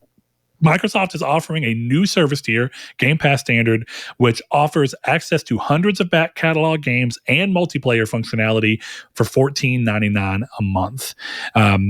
So in this, they quote, "It is wrong to call this a degraded version of the continued Game Pass for console offering. That discontinued product did not offer multiplayer functionality, which had to be purchased separately for an additional $10 a month, making the total cost $20.98 a month." They say, quote, "While Game Pass Ultimate's price increased from $16.99 to $19.99 a month, the service will offer more value through many new games available day and date. Among them is the upcoming release of Call of Duty, which has never been available on a subscription day and date." Microsoft goes on to claim that the FTC is trying to shift focus to the subscription market now that Microsoft has alleviated regulatory fears it would make Call of Duty exclusive to Xbox, and claim that it is, quote, "common for businesses to change service offerings over time," end quote. There's more to this, but I think this is a great point. We have enough context to kind of get into a little discussion here. And I got to say, I think that this is a fair, even if Microsoft doesn't agree that the FTC has any real bounds to try and push back on anything or try and, repeal what has already happened or anything like that. I think that at the very least, if you look at the statement made, I agree with Chris and apparently a bunch of other people who've said this, that it is very clear and obvious that this is a degradation of what Game Pass was. And I remember, because the first thing that I heard whenever Velvet Thunder, one of our longtime listeners, longtime patrons, had messaged me in private and was talking about this Game Pass price increase and how some people online were upset about it. And once I kind of looked into the price increase and saw what was happening, my immediate thing, and I may have said it on the show, was that I think Game Pass's actual branding now has been harmed, because at one point, Microsoft were able to put available day one Game Pass, and it was clear that was no matter what form of Game Pass you had, you were good. Now they can still offer games day one on a tier of Game Pass, but now it's muddied. Now you have to be available day one on Game Pass Ultimate, except that's not quite right, because it's also available on day one Game Pass PC. So at one point, Game Pass was a better overall service in that you knew that no matter which one you had, you were getting day one games, and that was part of the value that you would subscribe for. That has been changed. Microsoft is equally correct in that it is common for businesses to change service offerings over time and that things change. But I think what's a little different here is that very seldom, if even at all, has any subscription service outside of the gaming world, so where a lot of us are familiar with subscription service, have they removed content that was theirs as part of their service. Even Netflix's most basic form that has ads and everything, you can watch every original Netflix creation the day it releases. That's the nature of how it works. It is their stuff, and it's what's going on there. And these day one games from Microsoft were hey, this is day one from us, day and date games that we can guarantee because they're our games and our subscription and our service. Say what you will, and whether this is ultimately better for the company and will ultimately end up better for consumers, and the fact that they'll be able to continue to make Game Pass a good value at a still pretty reasonable price while servicing other people at a more adjusted price for themselves. I think that this is a degradation, and I think that the only thing that Microsoft's doing here is they're playing slightly a linguistics game. In that I think everyone, and Chris and I included, we've always said that something was going to have to happen to Game Pass. Either the value was going to degrade because the price was going to go up, and say what you will about it, the price going up on something is immediately a degradation of the value you once had. Inherently, $20 a month is more valuable than $30 a month, regardless of if both are still worth what you get from the service. $20 is a better value. That's just the truth. So raising the price to $30 is a degradation of the value you once had. Therefore, it would follow that removing day one games from a service that you once had and was covered, and now the same service that you paid for no longer includes these games, I think it's fair to say this is a degradation. What this means, and if there's actually going to be any kind of deliberate action because of this, I think matters less in the fact that we've long said that gaming and gaming in industry-wise, definitely from the big people, is just a game of linguistics. This is true of Sony. This is true of Microsoft. I'm not trying to let anyone off the hook here, but let's call a spade a spade. Sony has sometimes said things that were just outright blatantly ridiculous, and this is a moment where Microsoft's trying to paint themselves into a better looking corner by saying that this is not a degradation, and they're just mad that someone had the balls to actually go out and say, hey, we're going to point out that you are making your value worse, which is one of the things that we were worried about whenever we were talking about you buying this. And I think I don't think anyone would disagree that Microsoft was pretty steadfast in that the Activision acquisition was not going to make things worse for consumers. I think that there's a fair argument that this is worse in many ways. But to give a fair foot to Microsoft for a second, and then I kind of want to hear where you're at on anything I've said, Chris, give you a chance to kind of talk. The last thing I'll say here is I think what Microsoft is going to say, and what might even be a little true, is that despite the price increase, the fact that more games from Activision and or Blizzard are going to start hitting the service day one at this new tier level is ultimately going to be, they're going to consider it a shift. And I think it's fair to call it that too, just as much as I think it's fair to call it a degradation. But for as much as this new price point of $20 a month for Ultimate is not as good of a value as $14.99, that also comes into the fact that with that $5 price increase, you're getting Call of Duty day one, you're getting all these other games day one. So both people have fair points here, but I think Microsoft is patently trying to go through and say, hey, we are not degrading our value to a part of our service when they very clearly are. Yeah. That would be like Sony suddenly saying, hey, premium is going to stay the exact same price that it's always been, but we're going to move classics to their own tier, which is $3 more a month. That's a degradation of the value of what premium once offered. Exactly. I would completely agree. Even if you suddenly get 10 more classics immediately when they do that tier thing, but that's what it is. So yeah, Chris, I haven't really heard your thoughts on this, and I haven't really heard much of anybody's thoughts on this. So I know we got kind of your brief moment out of it, but I'm going to assume you and Blake didn't talk about this.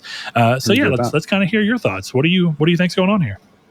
No, I think I kind of just agree with you almost entirely, where I think this is a lot of just Microsoft playing around with wording, which they're very good at, because like there's no real way to look at this and go, yeah, this isn't a degradation of the product.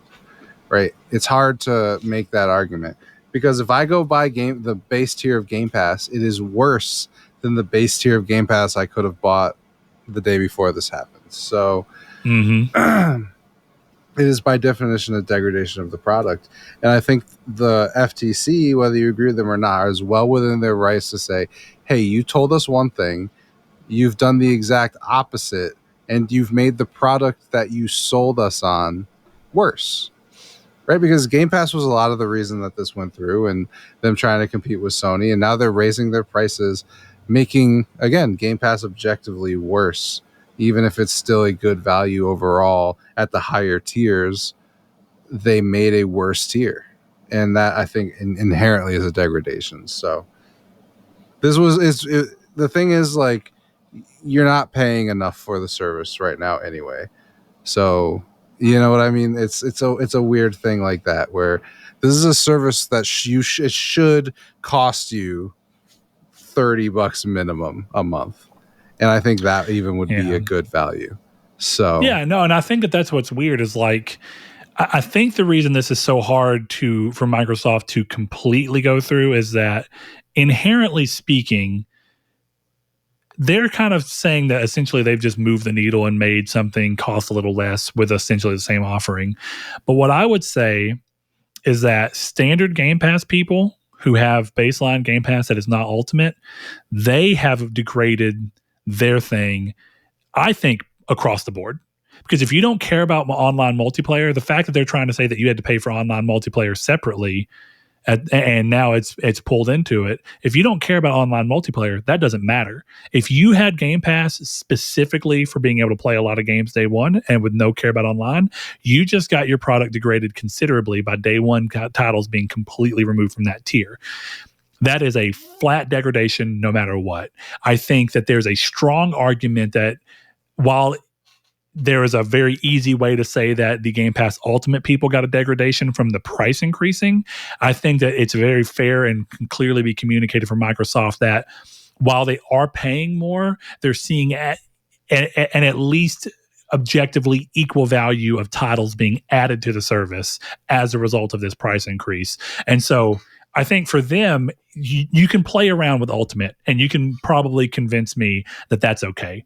And like you said, realistically speaking, Ultimate at $30 is still a hell of a deal, honestly.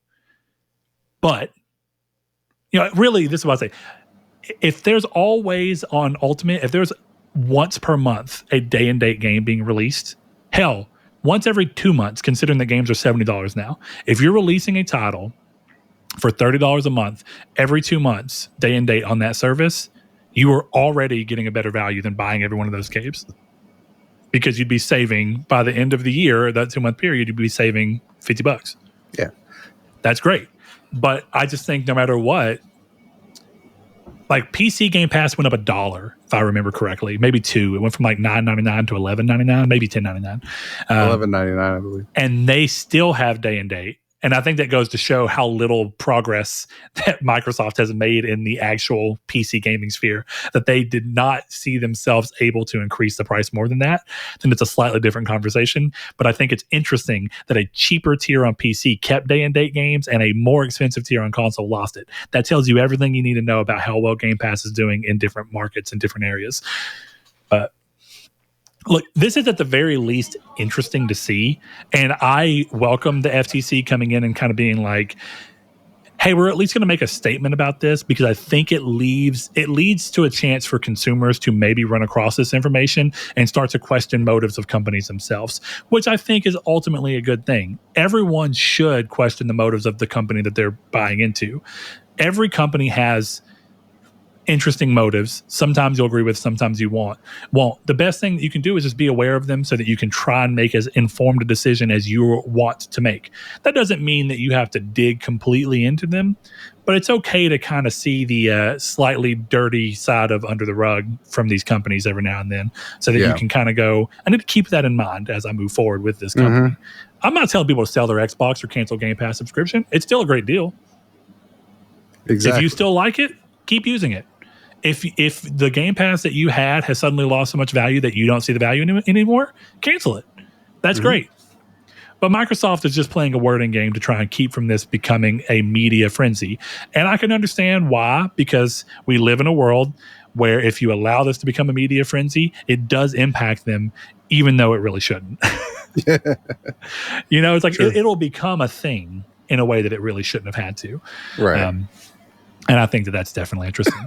Well, Chris, we have one more topic, and if you think you're done with this, that I want to lightly explore. And I'm curious to see your hits on it, because the real thing about this is that you tend to be more, we always say anytime we talk about digital gaming and that future, that you tend to be more okay with digital than I am.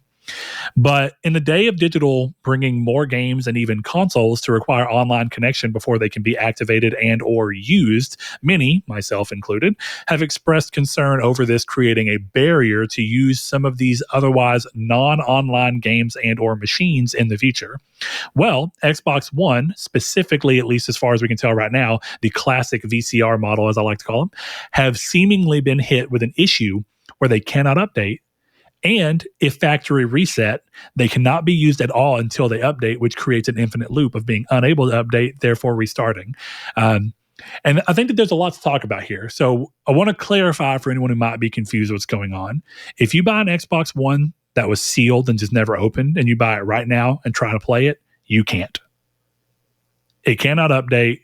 So it cannot connect and it cannot get its verification. This all stems back to the fact that Microsoft had to make that last minute update to not require the console to be online permanently. And so that means if you got one out of the box, you're fucked. Well, guess what? That's not too common of a situation, right? But you know what is a more common situation? Buying an Xbox from someone who factory reset it. Guess what happens if you factory reset an Xbox of this variety? The update's deleted. Guess what you can't do anymore? Fucking anything. You can't do anything. You can't even play the console. As soon as you try and start it, it'll say it needs to update. It'll get about 80% through the update, say that there's an error, and it'll cancel. So you go, maybe I can go around it. The Xbox One, much like the PlayStation 3 and PS4, allow you to update the console with a USB drive. Okay. Turns out you download the update, put it on, does the exact same thing from USB. Now, this does seem to clearly be an issue with the newest update and the fact that, unlike PlayStation, Microsoft does not seem to keep a backlog of previous console software. This is weird. If you've ever messed with PlayStation, like replacing hard drives and stuff, you know that PlayStation, for every one of their systems on their server, you can go back and find every single firmware that they've ever released for PSP, PS3, PS4, and you can download whichever one you want officially from Sony, which is kind of crazy. That is crazy. But you cannot do that from Microsoft. They only ever have the newest update for the Xbox One and the Xbox Series consoles on their servers for you to download from a computer and move over. So with that in mind, this does create, or this does to me speak to the concern that people talked about when this was first being announced, in that making a piece of hardware be slave to needing to be activated online before you can do anything to it essentially makes your console useless if you refuse to upkeep these things. This is something Microsoft can fix, and considering that they still sell games that are for Xbox One right now, they have legitimately an imperative to fix it, in my opinion. But let's even just say this is still a device and a piece of hardware that should work. And if the only reason it's become a brick is because you do not have the servers or the files up to allow me to use it, that feels wasteful. And I think it's not unreasonable for someone to go, hey, I still have my Xbox One. My hard drive died and I had to get a new one, and now I can't use it. That's not right. I think that's a completely fair argument. And I think that this is a very small case. Well, I don't want to say very small. I think this is a reasonable moment to kind of go, we need to be more mindful about making, at the very least, hardware require online when there's nothing inherent about the console that needs internet. And thankfully, this doesn't matter for PS5 in the form that Chris and I have. But guess what it does matter for?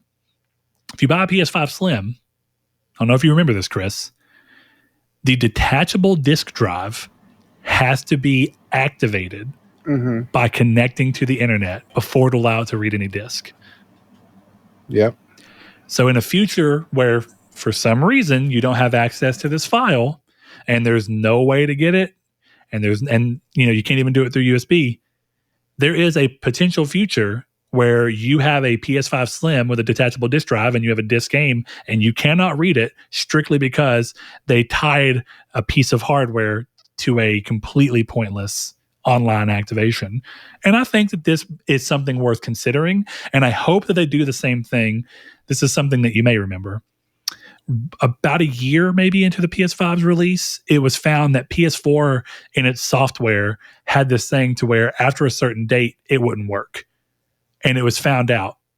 And it was essentially like an internal battery, but it wasn't a battery. It was completely software driven.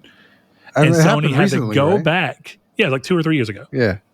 Yeah, and Sony had to go back and update the PS4 to stop that from happening so that you wouldn't accidentally just have a brick PS4 for no reason.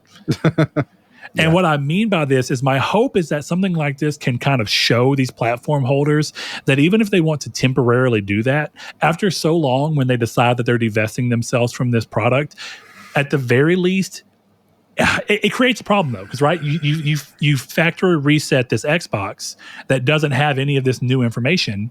Now, just because of a decision you made in 2013, I can't use my device for no other reason than this arbitrary thing that you decided because you wanted to be able to check to make sure people weren't playing used games. Yeah. You see how crazy that sounds though? Like, yeah, I have don't know, a mixed take on this, because I think it's one of the results of technology moving forward, but I also think it's unacceptable for there to be any reason why I can't access your console and at least be able to put a disc in it, assuming it allows that. You know, I have less of an issue with it. I know we'll disagree here, but I have less of an issue with it on the PS5 Slim, because you're buying into the knowledge of all this stuff, right? True. And I think with at least this Xbox situation, it sounds like this is something that was like more of a glitch than anything else. Absolutely. That's the impression like a glitch with the update process. Yeah. Right. The newest update is having an error in being installed, and it Yeah. seems to only be happening on the original Xbox model. One S seems to be free of it. One X seems to be free of it. It's strictly something to do where it's erroring out on the hardware that was specific to the original VCR body. Right. And I think that's one of those things where it's like, okay, you broke this, you have to fix it. But it's one of those things where, like, I wouldn't necessarily agree with you if in 20 years we were like, oh, well, you know, they shut down service for the PS5, and now that if you have the PS5 disc edition drive, it won't work. I don't know that I would jive with that, because I think that's what you buy into in this era. You know, you buy into the fact that, hey, if it's connected to the internet and it goes down, like, you might just be screwed. It doesn't make it a good thing. That just kind of makes it part of the cake that you're buying, right? I agree with that. You go to Carvel and you're not mad that you get the little fucking Oreo things, you know? And I think that's kind of the thing, right? You know what you're buying. You're buying a system that is primarily made for you to be buying digital games, which is already a worm in and of itself. And then you're buying, if they shut down servers, you don't have access to those games, right? Anyway, so I think point. that's an issue in and of itself. I think the PS5 Slim thing eventually going offline, that sucks, and Sony should do everything in their power to make sure that does not happen. But if it does, I think you knew what you were buying. You were buying something that needed to check online. I understand if you're mad and upset about it, but I'm not necessarily going to go, you know, I'm not going to be like Crash Bandicoot outside of Nintendo yelling at Herman Hulse. That's not how I would take that. I would just kind of be like, oh, this sucks, and fine.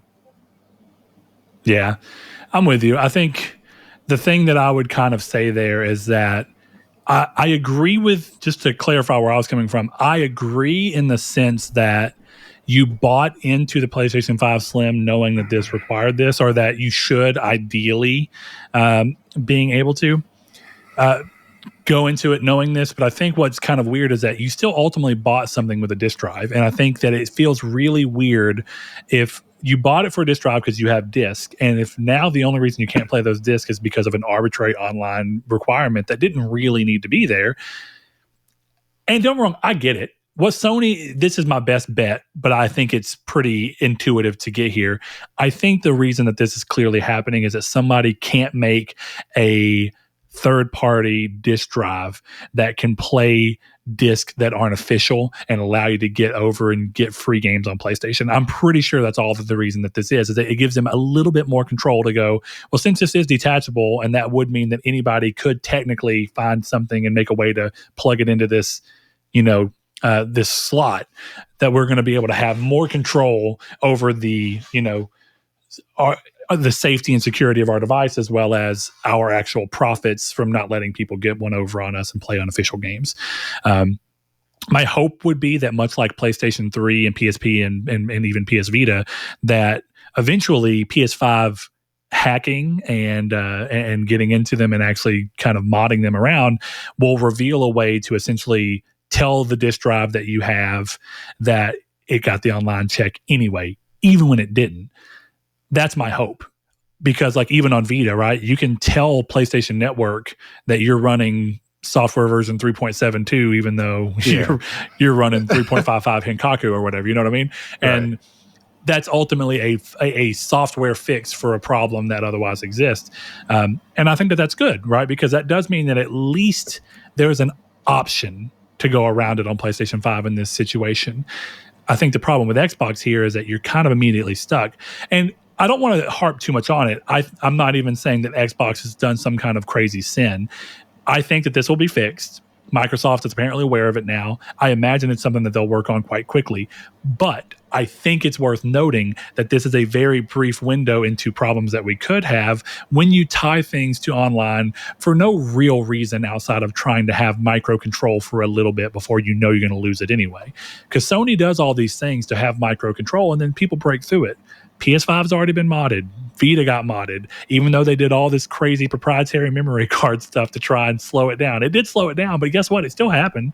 And ultimately speaking, people still got around on it. All you did was make a worse device for the rest of the consumers who wanted to treat you who wanted to give you their money. You just made a worse device for them and a better device once you broke into it. You know what I mean? And that sucks.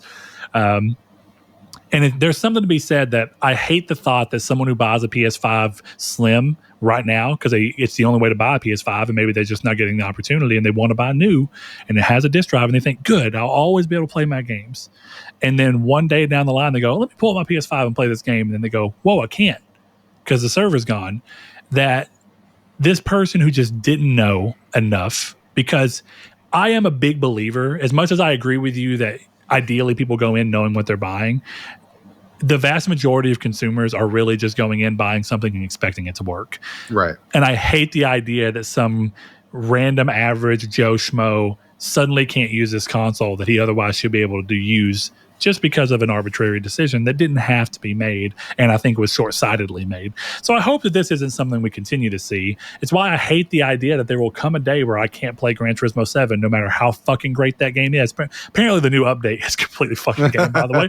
But as much as I love that game and think it's fantastic, the fact that I just one day won't be able to play it because it requires online, when 90% of the game doesn't require that, doesn't even benefit from the internet, is unfortunate. And it just feels like if we can be a little more mindful of this, we can do a better job at preserving games and preserving, at the very least, hardware so that you don't end up with a brick in your closet for no other reason than a certain amount of time has passed. Mm-hmm. So that's kind of what I'll say there. But Chris, I think that wraps up what we have for news here. And we got a couple of questions, and then I think we can wrap this thing up and get out of here. Hell yeah, buddy. Let's go. All right. The first question comes to us from Mr. Juhudi. And he is a longtime listener, longtime patron of the show. He says, what are some things you wished you knew before starting this podcast? What would you tell yourself prior to recording episode 1 or in joining in Chris's case? So, Chris, you came a little bit later. You came into a show that was kind of established, but you were kind of jumping into something you didn't completely know or understand or get. So what is something you wish you knew prior to it that you'd go back and change if you could? I don't know. I think to stop, I don't know. People probably notice. I just gotta stop being worried about everyone else's opinion. Like, I'm here to give mine, whether everyone likes it or not. I still struggle with that, and I definitely struggled with it at the beginning. And something I like doing, and I think was important, was like being able to just kind of be a what's it called, like an opposite to you and Saul, and kind of press against you guys and you guys press against me, pause. But phrasing. Yeah.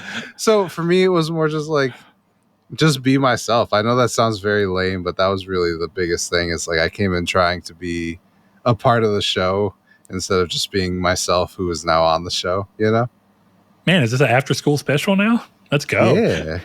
Be yourself. No, I think that's a great answer. I don't want to cut you off if there's more to that. No, you're good. I'm set. Okay. You wrapped up? Well, I think it's a good answer because I don't think I've really suffered from that much in this show because for better or worse, I tend to have a pretty good lock on what I am and who I am, and I don't particularly care. It's funny because I care what other people think about me, but more in the sense that I hope that who I am is still cool to people and that they enjoy who I am, not in the sense that I'm worried about changing who I am so much to fit what people like. And I think what you're kind of talking on is that when you're coming in, there is a pressure of like, well, I could kind of change who I am a little bit to be a little more accepted. And it's not really what you're doing, but there is like a weird quiet pressure that I could imagine being exerted on someone. Definitely when you're stepping into a role where you're coming into an established thing.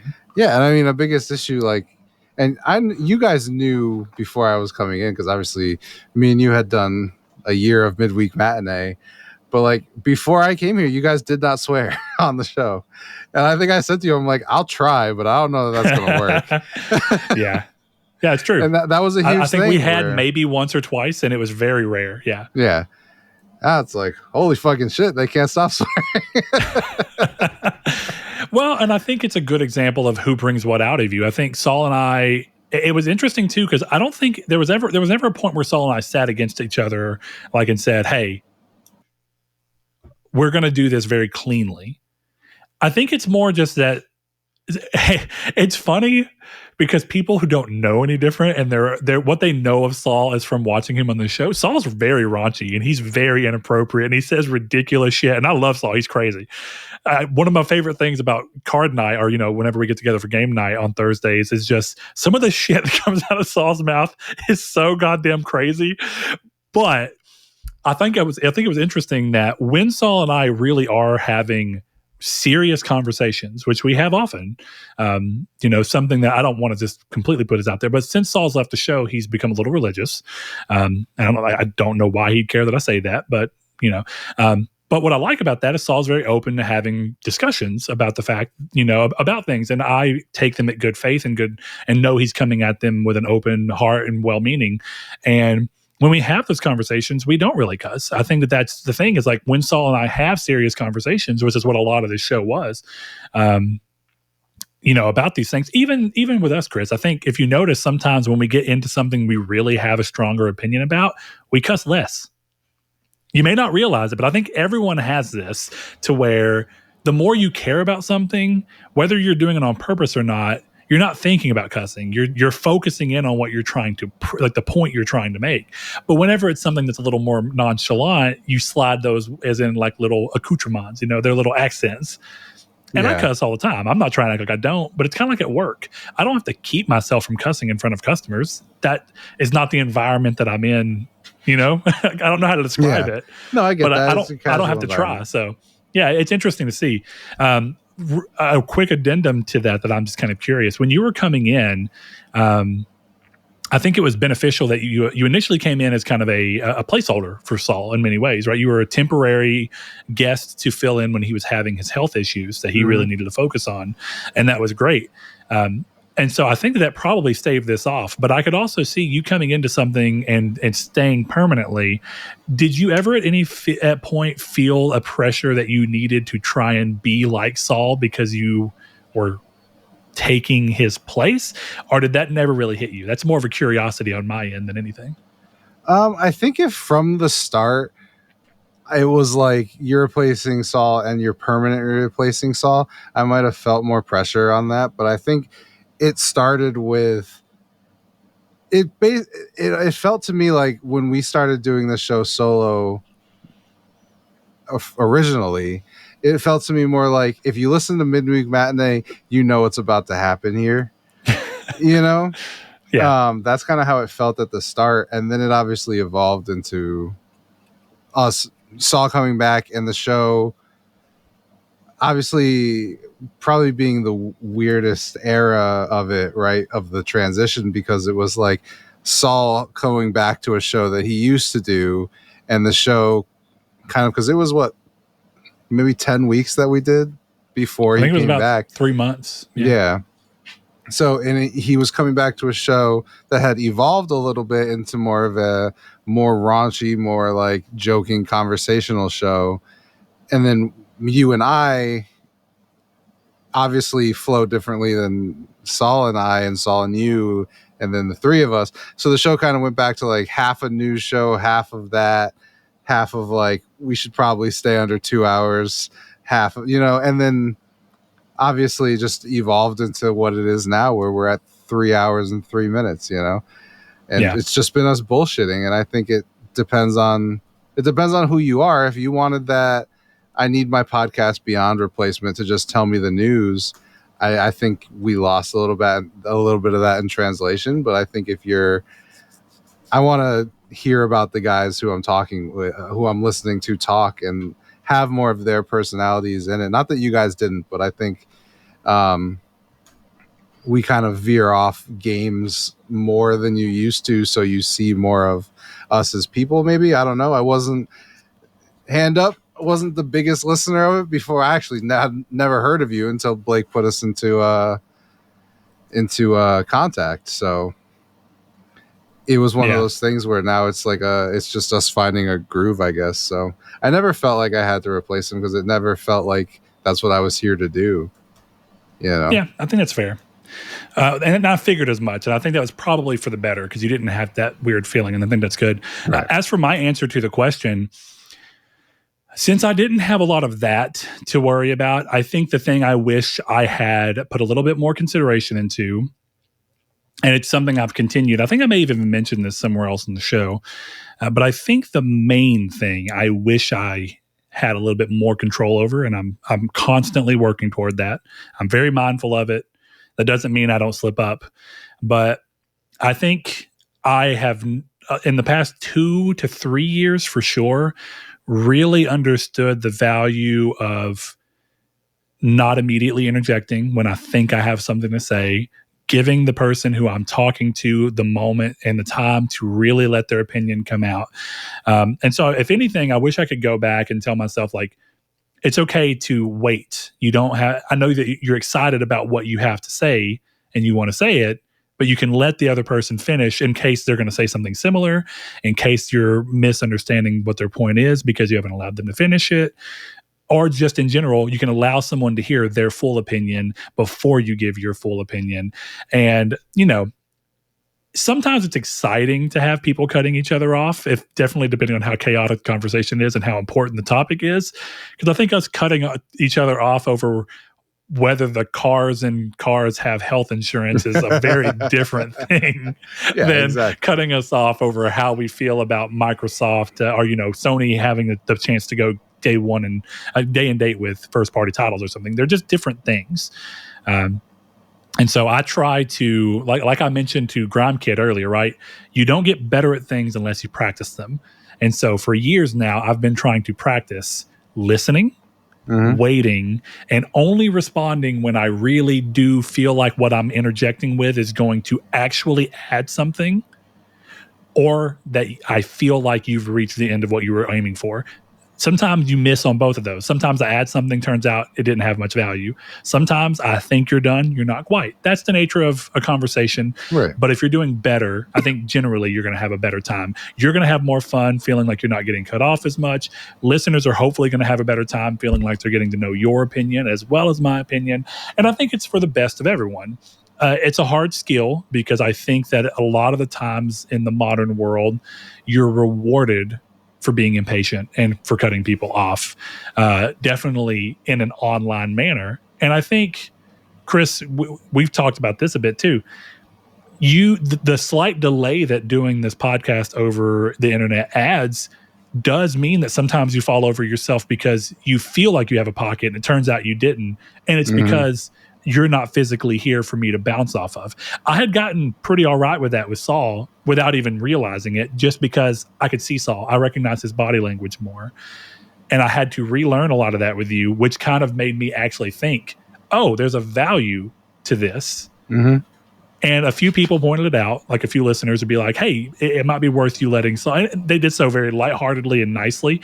Longtime friend of the show, Ryan, or Sweet Gran Turismo Jones, he very nicely would occasionally message me like, hey, maybe you could have let Saul have his moment. And it's a great awakener. It's great to have someone call you on that, because you have that moment of being able to say, damn, I didn't do that on purpose. It's not a conscious decision to do that, But that doesn't make it not true, and that doesn't mean that there's not value in working on this part of myself. So that's an interesting question. Thank you, Judy. I'm glad you've been around as long as you have. You've clearly listened to the show for the vast majority of its run, and we appreciate that. So I hope that has been noticeable, that it's something I've worked on, and I hope you still continue to enjoy the show. Seems like you do. We appreciate you. The next thing that we have is a question from another one of our longtime listeners, another longtime patron, and it's Root Days 93. And he says, stealing this question from another podcast, but you have the opportunity to ask one question to a gaming superfan 10 years into the future. What would your question be? And he chooses to clarify gaming superfan being someone who is in the know on gaming news. So, Chris, defer to you. 10 years from now, it's 2034. You get to talk to someone who is essentially like us. They're enthusiasts. They know most of what's happening in the industry. They're abreast of what's going on. What is the first? And you get one question. What do you think is the primary question that you're most interested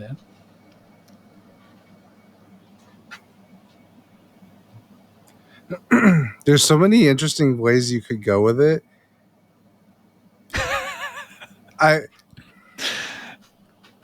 Sorry. I think the most... Reading something from Ryan, but go ahead. I think the most... Honestly, as weird as this is going to sound, because I only have one question, I think this is going to tell me the most. I'm going to ask, what Fortnite season is it? Seriously, I think that tells me everything I need to know. Yeah. I think just knowing if Fortnite's even still around is a good enough answer in and of itself. Exactly. Yeah. And if Fortnite is still having seasons, they're like, because see, here's the thing, right? Actually, I'm changing my question because I think I could get the most amount of answers with it in the way I'm going to say it. And I would say, what characters have cameoed in Fortnite? Right? Because I get a bunch of different answers because I've only asked one question, but there's a list of characters to go through. But then I also find out who's in the new Marvel movies. I find out what DC movies have come out. I find out who won the Super Bowl. I found out there's this athlete. I find out the new rappers. I find out the new singers. I find out so much stuff strictly by asking who has been added to Fortnite in the last 10 years? Yeah, that's a pretty good question. I think what's interesting to me, and I think what I love about this question is that it really speaks to what interests the individual. And I think for me, my big question always remains, the question I would ask is, has anyone new successfully entered and stayed in the gaming market? More importantly, this is it's kind of like you get more information just off the answer. My question would be, has anyone new actually brought into and stayed into the console or manufacturing side of the gaming industry? And the reason I think that's interesting is it'll tell you whether or not there's still a console market. That'd be the first thing. I think you can glean pretty easily from the answer whether the console market still exists or if gaming has actually in this 10-year gap gone primarily streaming or something very different. And secondarily, it would tell you if there's someone who's actually been able to break past the big three that have just been around for the last almost 25 years, essentially, is where we are, where Microsoft, Nintendo, and Sony have really been the only people on the hardware side of things for the last 25 years. In a time period where there used to be more. You used to have Sega, you used to have all these different, you used to have Magnavox, you used to have all these weird manufacturers who wanted to get into gaming. But it's become a lot of walled gardens in a really weird way. Google tried, failed. Right? Steam, Valve tried, failed. Tried again. Arguably, you could tell me Steam Deck is that. So there's something interesting there. Yeah. And so then you get into this thing of, where's Amazon? Has Amazon strictly stuck to streaming and Luna? There's a lot of curiosities. And the bigger question is, can any of these other companies that have been bouncing around come up? Will Tencent enter the console manufacturing market? Could they? Yes. Well, probably not in America. But point standing, that I think that there's a lot you can glean off of that. And I guess I have a lot of curiosity on. It's curiosity. I guess it's also kind of hope. And that sounds weird. I love PlayStation, but I love the idea of someone coming in and successfully shaking things up. That would be super interesting. What does that look like? Because the real thing for me right now is that if you're breaking into this market and you're doing so successfully, the only way you can, clearly, as Nintendo has showed, by being the only other survivor who's not playing a very similar game to what PlayStation and Xbox have mainly been playing for the last 25 years, is Nintendo. And how does Nintendo do it? By being exactly opposite from what PlayStation and Microsoft are doing. And so what I mean by that is anybody else who's coming in and managing to be successful is doing something odd and unique, and they are clearly shaking things up in a way that people are responding to. What is that? I think you might be able to glean it just by asking who's been able to join. If that's my one question, I think that's pretty interesting. Yeah, because there's a bunch of things I'd rather know. Like, I'd love to be like, what studios does PlayStation own? Or what studios does Microsoft own? And even those questions can give you a bunch of answers. What if I go, does Xbox own any new development studios? And I go, what the fuck is Xbox? That tells me a shitload. True. So I don't know. There's a bunch of different ways. I think I would go with the Fortnite one, even though it is a meme. I think it gives me so much information about the next 10 years. I'm going to go put $1,000 on Nicolas Cage playing Professor X because he's in Fortnite. That was fantastic casting. I would love to see that. I was about to say, what are you... Dude, that's amazing casting. I know someone's listening to this and thinking I'm like shitting them. No, I'm being 100% serious. I would watch that in a fucking heartbeat. Dude. Obviously. I just watched Willy's Wonderland with my wife the other day. Great. Ridiculous. Great. Look, he doesn't even say a single word the whole movie. It's the best part. He's a solid protagonist, which is kind of, I love that it's clearly a play on gaming because this is based off Five Nights at Freddy before they decided to make a movie for it. But it's clearly referencing that this is being inspired by a game and that this is the playable character who's the silent protagonist. Yeah. It's so funny. Hell yeah, dude. Nicolas Cage is a god. Oh, and really what I love about him, he doesn't say a word, but that doesn't mean you don't see his emotion. Mm-hmm. That man is expressive. He knows how to do it. Dude, Nicolas Cage, me and Blake had this conversation last week. Nicolas Cage is one of the best actors of our generation. Dude, I love him. I agree, but I think he's also one of the most, how do you even want to say this? He's very theatrical. And that makes him very unique. Because in a time period where this is something that another podcast I was listening to not long ago was talking about, where as microphone technology gets better, the ability for people to understand things on microphones seems to be getting worse because performance gets sloppier. And they point to all sorts of things. And like Christopher Nolan movies are known for having dialogue that you can barely hear. Yeah. And microphones are better than they have ever been. And then they talk about other things where it's like actors like Tom Hardy are notorious for being mumbly actors. And they were talking about when microphones kind of sucked, actors and newscasters and everybody had to speak very specifically in order to, like, you face the camera and face the microphone and make sure you're doing the right thing. And be like, this is exactly what I am talking about. Like, you would pronounce things differently to make sure it came across clearly. And as microphones allow you to get by with that, arguably you understand less and less people. Weird phenomena, huh? Yeah. Mumbling, man. It's human condition. But yeah, it's really funny. I love how dedicated to acting he is. If anybody who has problems with Nick Cage, watch Renfield and tell me he is not fucking superb in that movie. He is so good. Also, the unbearable weight of massive talent. Massive talent. Dude, Face Off? I mean, Face Off? Yeah, Face Off is okay. Face Off, I think you'll get where I'm coming from in this. Face Off is the prototype of movies. Yeah. Yeah. It sucks, and it's so good. It's so good. It's so fun. I think it's the Dark Souls of movies. Please expound. It's fucking sick. Yeah, my thing is the premise is ridiculous. There's so many easy ways to pull this movie apart that makes zero sense.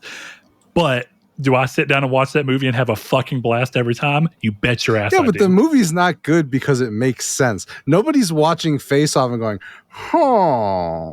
they did hide the bomb in the church. That doesn't make sense. It's not even Sunday. Nobody's having that conversation. No, there's way more plot holes than that, but it doesn't matter because they're fun. Dude, I don't want to hear about plot holes in a movie about one-to-one swapping faces, bro. I don't give up. That's a plot hole in and of itself. My favorite thing of the entire movie is that apparently swapping faces adjust your height, your body weight, your voice. Yeah, dude, I promise I'm not shitting on that movie. Face Off is a fucking classic, and I love it. No, there's no real way to talk shit about Face Off. It's perfect. And here's what's worse. I don't think anyone should ever remake Face Off.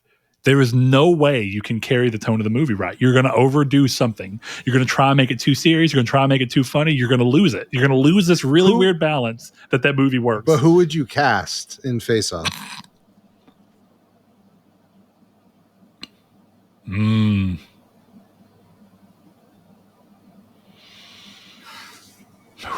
That's a real good question. I'm trying to think of like, let me ask you, do you think that you would have landed on Nick Cage and John Travolta for the original? Like, do you think that you would have had the intuition that those were the two? No. Because like John Travolta, I was going to say even by then, I don't think he was necessarily a humongous actor, but I guess he kind of was still a pretty big actor. Yeah. I mean, he was on Grease 10 years before. That's a good point. Damn, it's like, part of me wants to say Nick Cage again. It's funny because the first thing that came to my head was Nick Cage and John Travolta. Face Off 2. Yeah. No, a shot-for-shot remake of Face Off, but just with them as the age they are. Them older. Every person comes back who's still alive. Every person. It's the same movie, just everyone's older, and they don't address it at all. Okay, hold on. Give me a second. Mm-hmm. So if we're not reusing them, I feel like Keanu Reeves is a shoe in here. See, but none of the problem is with Keanu Reeves. I feel like Keanu would be the John Travolta of this movie. No, the problem is Keanu Reeves is too associated with action. I don't think you can take Keanu Reeves here. Well, why? Face Off is an action movie. Right. But John Travolta from Grease and Nicolas Cage of Nicolas Cage fame are not. Okay, but dude, Nicolas Cage. He was just coming off the rock. About? I get that. I don't know. Dude. I think Keanu Reeves is too. I don't know. Dude, are you telling me Con Air? What are you even talking about? Dude, Nick Cage made perfect sense. I'll give you John Travolta. And even then, John Travolta went on. I don't know if it was a result of Face Off or if he was doing some before. John Travolta, he did fucking Pulp Fiction. Okay, that's not an action movie, first of all. It's not an action movie. It's what I mean. It's a movie with action. And he went on to do other movies that were very action-oriented, is my point. Yeah. I don't know. What's that movie? The Swordfish? Fan? Are you talking about the Fan? I think that The Fanatic. The Fanatic. Oh, yeah. The Fanatic, yeah. I guess what I'm saying is I feel like Keanu Reeves is too prototypical. I feel like Keanu. Okay, go with Keanu. That's fine. But look, I'll give you this. Having the other person be someone who surprises you, I'm down for. Okay. All right. So that means we got to find someone who can work in an action movie, almost like a Chris Pratt or something. But Chris Pratt has been in enough movies that are action oriented that I feel like he's too shoe in. He's too on the nose. He's not surprising enough. Yeah, he's too on the nose. Chris Pratt is in the movie. Oh, absolutely. He's in the movie. Yeah. Yeah. He's like Keanu's friend. Sure. Yeah, sure. Who notices that Keanu starts acting really strange. Yeah. Exactly. Yeah. He's his husband. Let's go with that. Okay, let's see. I got it. All right. You're going to call me crazy, but I think it works because I Okay. think he could pull off. If Keanu is the Travolta of this movie, this is going to, because he hasn't really done, depends on what you call an action movie. Hear me out, though. Robert Downey Jr. Yeah, I'd watch that. Fuck it. I would watch that all day long. I don't know. I think they're good choices. Chris, I got the answer. You ready? Yeah. Denzel Washington. No, don't even say it. And Denzel Washington and Keanu Reeves. you can't do it, man. Explain to me why, Chris. Does the blackface cancel out if he's wearing whiteface? I don't know. Robert Downey Jr. is the last person to get away with blackface. He can't do it I know anymore. what it is. No, it's Robert Downey Jr. and Denzel Washington. That would be funny as like a meta commentary. That would be funny as a meta commentary. I would Oh, grant you that would be funny. okay. Jennifer Lawrence. and Ooh, Keanu you're Reeves. gender swapping it? I don't mind gender swapping it. I was saying, and Keanu Reeves. No, it's got to be 2 men or 2 women. It's that too seems complicated. It's too complicated because you have to have a scene addressing the man becoming the woman. And That's true. It gets clumsy. Yeah. Okay, hear me out. Okay. Jennifer Lawrence and Madonna. No, I don't want to see Madonna in anything. I could just go melt a Barbie in my backyard if I wanted to watch that. Chris, we got 2 more questions. I didn't get to give an answer. What the fuck? Oh, shit, you didn't? My bad. I thought you did. No, I didn't. To the face-off thing. I don't know about. I don't even remember what the question was. Yeah, go to the face-off thing, and then give your answers, and then we're gonna move. Shane Gillis and Willem Dafoe. Bet. I'm down. I'd watch it in a heartbeat. Shane Gillis is original. Shane Gillis is the criminal. Willem Dafoe is the good cop. guy. Yeah. Yep. Because I think it would be funnier to watch Shane Gillis have to be Willem Dafoe as a criminal. Like, could you imagine the opening scene in the church where he's grabbing her ass and it's just Shane Gillis's face? Just.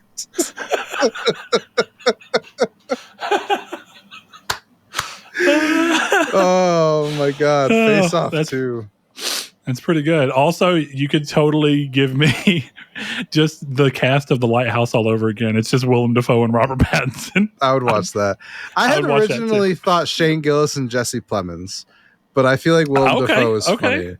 But I think in terms of matching the characters, I think Shane Gillis and Jesse Plemons is my pick. Not bad. For the Face Off remake, yeah. Yeah, Dollar Store Matt Damon. Hey, better than Matt Damon. 2 for 1, Matt Damon.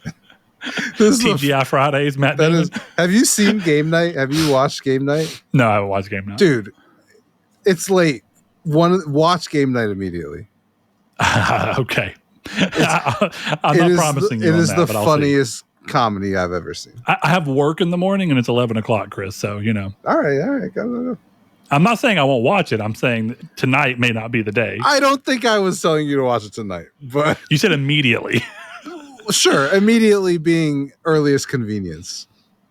Okay, I gotcha. So if a cop tells me to pull over immediately, I should remember that just means earliest convenience. Yeah, exactly.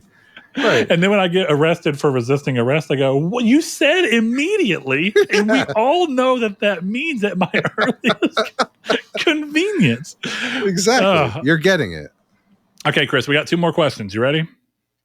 Let's do it. They're back to back. They're both from old Sweet Jones over here. You ready?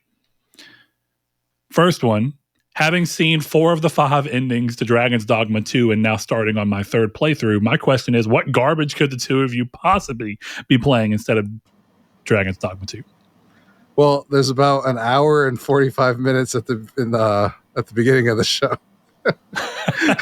Yeah, you can learn all about it right then, and it's nothing but straight garbage. Crisis specifically Core. Prototype. Yeah, and very much playing Prototype. But I'm glad you're enjoying Dragon's Dogma 2. I'm not saying I'll never come back to it, but it didn't grip me as much as I was hoping it would. It didn't push me away from it, but it was one of those games where the moment that something entered my consciousness that I was more excited to play, I felt no draw to go back to it. Yep, That's 100%. The best way to describe it. 100%. Yeah. And maybe that's because I didn't get far enough into it. I don't know. It's very possible. It's a game that like I feel like I will 100%, same way as Crisis Core, go, yeah, I have this installed, and then it's like 50 hours later, I'm like, oh, I'll play Dragon's Dogma. Yeah, but it's weird. A game getting you to that point can sometimes be interesting. So his more realistic question is for Brett, since Chris doesn't fuck with racing games, which you have your moment to push against that if you would like to, but I think it's fair to say that you have a history on this show of not really talking about racing games very much. I like them, but I have nothing to say about them. Okay, fair enough. So he goes, have you seen Super Woden GP2? It's pretty fun. An isometric arcade-ish Gran Turismo 1. Pretty easy platinum as well. I'm 3 hours in and I could have it if I wanted to. No online multiplayer, unfortunately, but does have split screen. I have not heard of this, but I'm so glad you put this on my radar because I'll tell you, as I was browsing games last night, because I just got the platinum for Control last night, right before I went to bed, and I was kind of going through this like, I don't know what I want to play next, and nothing I have sounds good. And then I had a little brief moment where I was like, a racing game would be awesome right now, but I don't know of one that I've just neglected. Nothing was springing to mind. This might be the cure for what ails me. You know what I mean? Yeah, you little medicine. So, yeah, I'm going to look it up. So Super Woden GP2.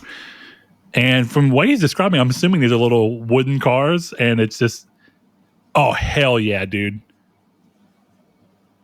Hell yeah. Go play Coffin Dodgers again. Dude, this looks awesome. Wow. Thank you. What a thing to put me on. I actually love the isometric camera. Whew, that's crazy. Okay. All right, well, there you go. If you're into racing games, this is something new for you to put on your radar. And it looks like, from everything I can tell, that it is not very much money.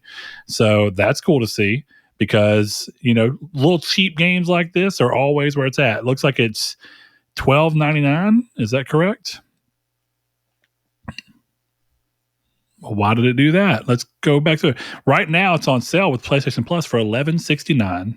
So there you have it. Thanks, Ron. Appreciate you. This might be very well my next game. Nothing like a good, fun racing game. And it's weird. Almost every racing game I play, I do platinum. I'm not too far from the Gran Turismo 7 platinum. I really have been debating going back and digging into it. I'm kind of like you, Chris. Right now, it would be the stupidest move because I won't get very many points from it because I have most of the trophies already from your release. So it feels a little pointless to dig that much time into a platinum. That's like, honestly, Control, I had about half of the trophies by the time I got back into it. Yeah. I just wanted to replay Control. Otherwise, I probably wouldn't have gone through it for a platinum because I only probably got like 1,000 points total from it. Yeah. Which is not bad. I only got like 800 for Uncharted, and I did the whole thing again because I lost my save. So like I 100%ed it, got credit for nothing. There you go. Well, Chris, this has been a hefty episode. I think it's been a long time since we've done 3.5, but you know, I was away for a month. Yeah, man. And we're working our way through discovering exactly how to approach these bi-weekly episodes. So if you had anything you liked in particular about this episode, any comments about things that you'd like to see more of, things that you didn't quite land with you, those are fine. All feedback is good, constructive feedback in this particular time. Help us shape the show into what you want it to be, with it kind of moving towards this bi-weekly approach. You know, we can find a good middle ground of what we enjoy and what you enjoy, and hopefully we can make a good product for you.